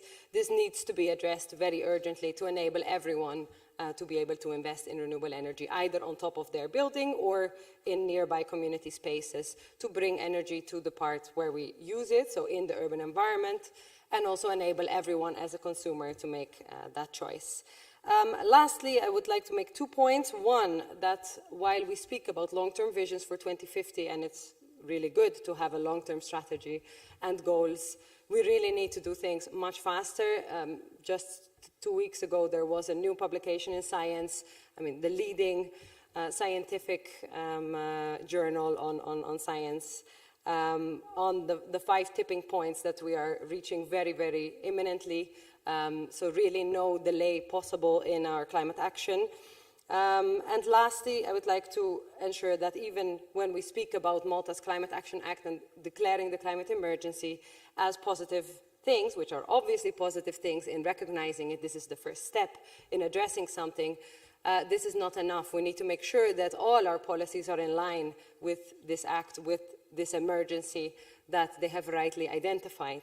I just want to give a few examples, but there are many. How can we be speaking about Gozo as a climate-neutral island in 2030 and at the same time discuss a new airport, a tunnel for cars? These things are not compatible. How can we continue to widen roads when we know that the soil uptake, the chopping of trees emits carbon? We know that road widening does nothing on the long term to solve congestion. It will only attract, through induced demand, further vehicles on the road. These are just 2 examples, but in everything, in every policy, we should set them against this act, against this emergency, and see, does this help us achieve our goal of climate neutrality, and not just in 2050, but much before, to ensure that we all have a place to call home. Thank you. So thanks, Susanne. And last not least, to round up things, Mark Bajada or Bajada, I don't even know. How is it? Bayada, Bayada. So that's the German way to say Bayada. A managing director at Bayada New Energy in Malta. Mark. Okay. So good afternoon. I'm very thankful and privileged to be here today so I can share my views. 30 years ago, I had a dream of introducing solar in Malta. And since then, things have changed a lot. So I've been through this journey, and with its ups and downs, I am blessed to be here today. One thing that I ask myself is, we're seeing governments subsidizing or supporting energy to limit the collaterals of the economies. But my question would be, should we invest or should we subsidize? That would be my idea. In context of today's challenges, I would like to put forward some points or observations that I did through these recent years where we are seeing the demand growing substantially. So one of the things I would like to share is this jointment when it comes to planning process. So we are clearly seeing that when an investment is done, there is some sort of issues after or post installation that can create and not push forward people to invest in renewable energies. So that would be one of the first points. I would like to see more the public in general being more participant, maybe even investing in green solar farms, sharing green solar farms. We should definitely invest heavily in the awareness and in the educational campaigns. I believe it was mentioned before that most of the businesses don't really know what's out there and how they can benefit out of this. So educational definitely will push it forward. One thing that makes me perplexed is how can we really try to push forward the investment in green energy, and then we create a capping in the supply, in how much we can build, how much megawatts of solar farms we can build, and the cost, when everyone knows that the costs are changing every day. So there is clearly a disjointment again there. So we need to clearly address this. I think we have to address the growth of renewable energies through more agility. We need to be quite on the ball, understanding things are changing very rapidly, and we need to be agile, both as entities and as governments. We talk about innovation. Innovation is key, but I think in our case, we should also look at the low-hanging fruit. So innovation when it comes to application. So why we are trying to sometimes reinvent the wheel when we have so many things we can do and they're already available there, so we can address it very quickly and move on very fast. Definitely, both the government and governments and also other entities should have the public in general or the investors in general in participating. So there should be a cohort of technical people who really understand, who really speak the language, and who really can push forward this industry. Last but not least, I see one of the hurdles would be the electrical infrastructure that we have in Malta. So we need to definitely reinforce this because most of the projects fall through because the cost to connect to the grid is so expensive. So that possibly could be one of the investments that the government could have made in supporting the installation of such renewable energy projects. Thank you very much. Okay, Mark, I'm very sorry that we have to wrap up now. We had a lot of very intense debates, and really to each and every one of you, you did an amazing job today. I know it's a challenge to give a position in 4 minutes, but before I say my final words, I don't know if David, you want to still say something, contribute as final words or so? Only if you wish. I just want to thank everyone on behalf of the Maltese Parliament. I'm sure that each and every one of you will understand that it's not just that we come here and listen and talk to each other, but actually the best way forward is that we need to act. And I hope that the Maltese parliamentarians, like myself, like Eve, who has just turned 18 years old a few days ago or weeks ago, and someone like me, over 50, so that I won't give you my age, we need to work together as a Maltese parliament from both sides of the house. In our committee as well, we have a Maltese parliamentary committee who is responsible also for climate change now. We made that change specifically, together with our members of the European Parliament. I'm sure you are active and you would want us as Malta to be forefront of such changes. And also the partnership with the businessmen, with the private sector, because I think today we need to act together, government, opposition, business people, one country together. And if we work together, we can be probably not only Gozo as the first island who can be totally dependent on renewable energy, but also our island, Malta. It will take time, but probably if we work together, we will get there. Thank you, and I hope that you will fly back to your country safe, Jan, and hope to see you again soon. So Thank you. Thanks, David. And probably one little request of my side, probably would be great to have again a very intense and great delegation from the Maltese Parliament in our next big inter-parliamentary meeting on the 21st and 22nd of October in the German Parliament then. So, but we'll get in touch afterwards about that. So again, let me thank each and everyone. Let me thank the team of the Parliament. You did an excellent job last minute. And of course, again, David, you as our host, also the minister again, and the whole team of the Parliament, everyone, a great thank you. And also have to say, I'm sitting here speaking big words, but the actual work behind of this has been done by my two colleagues, Rachel Hajar and Virginia Petetti. They deserve the applause.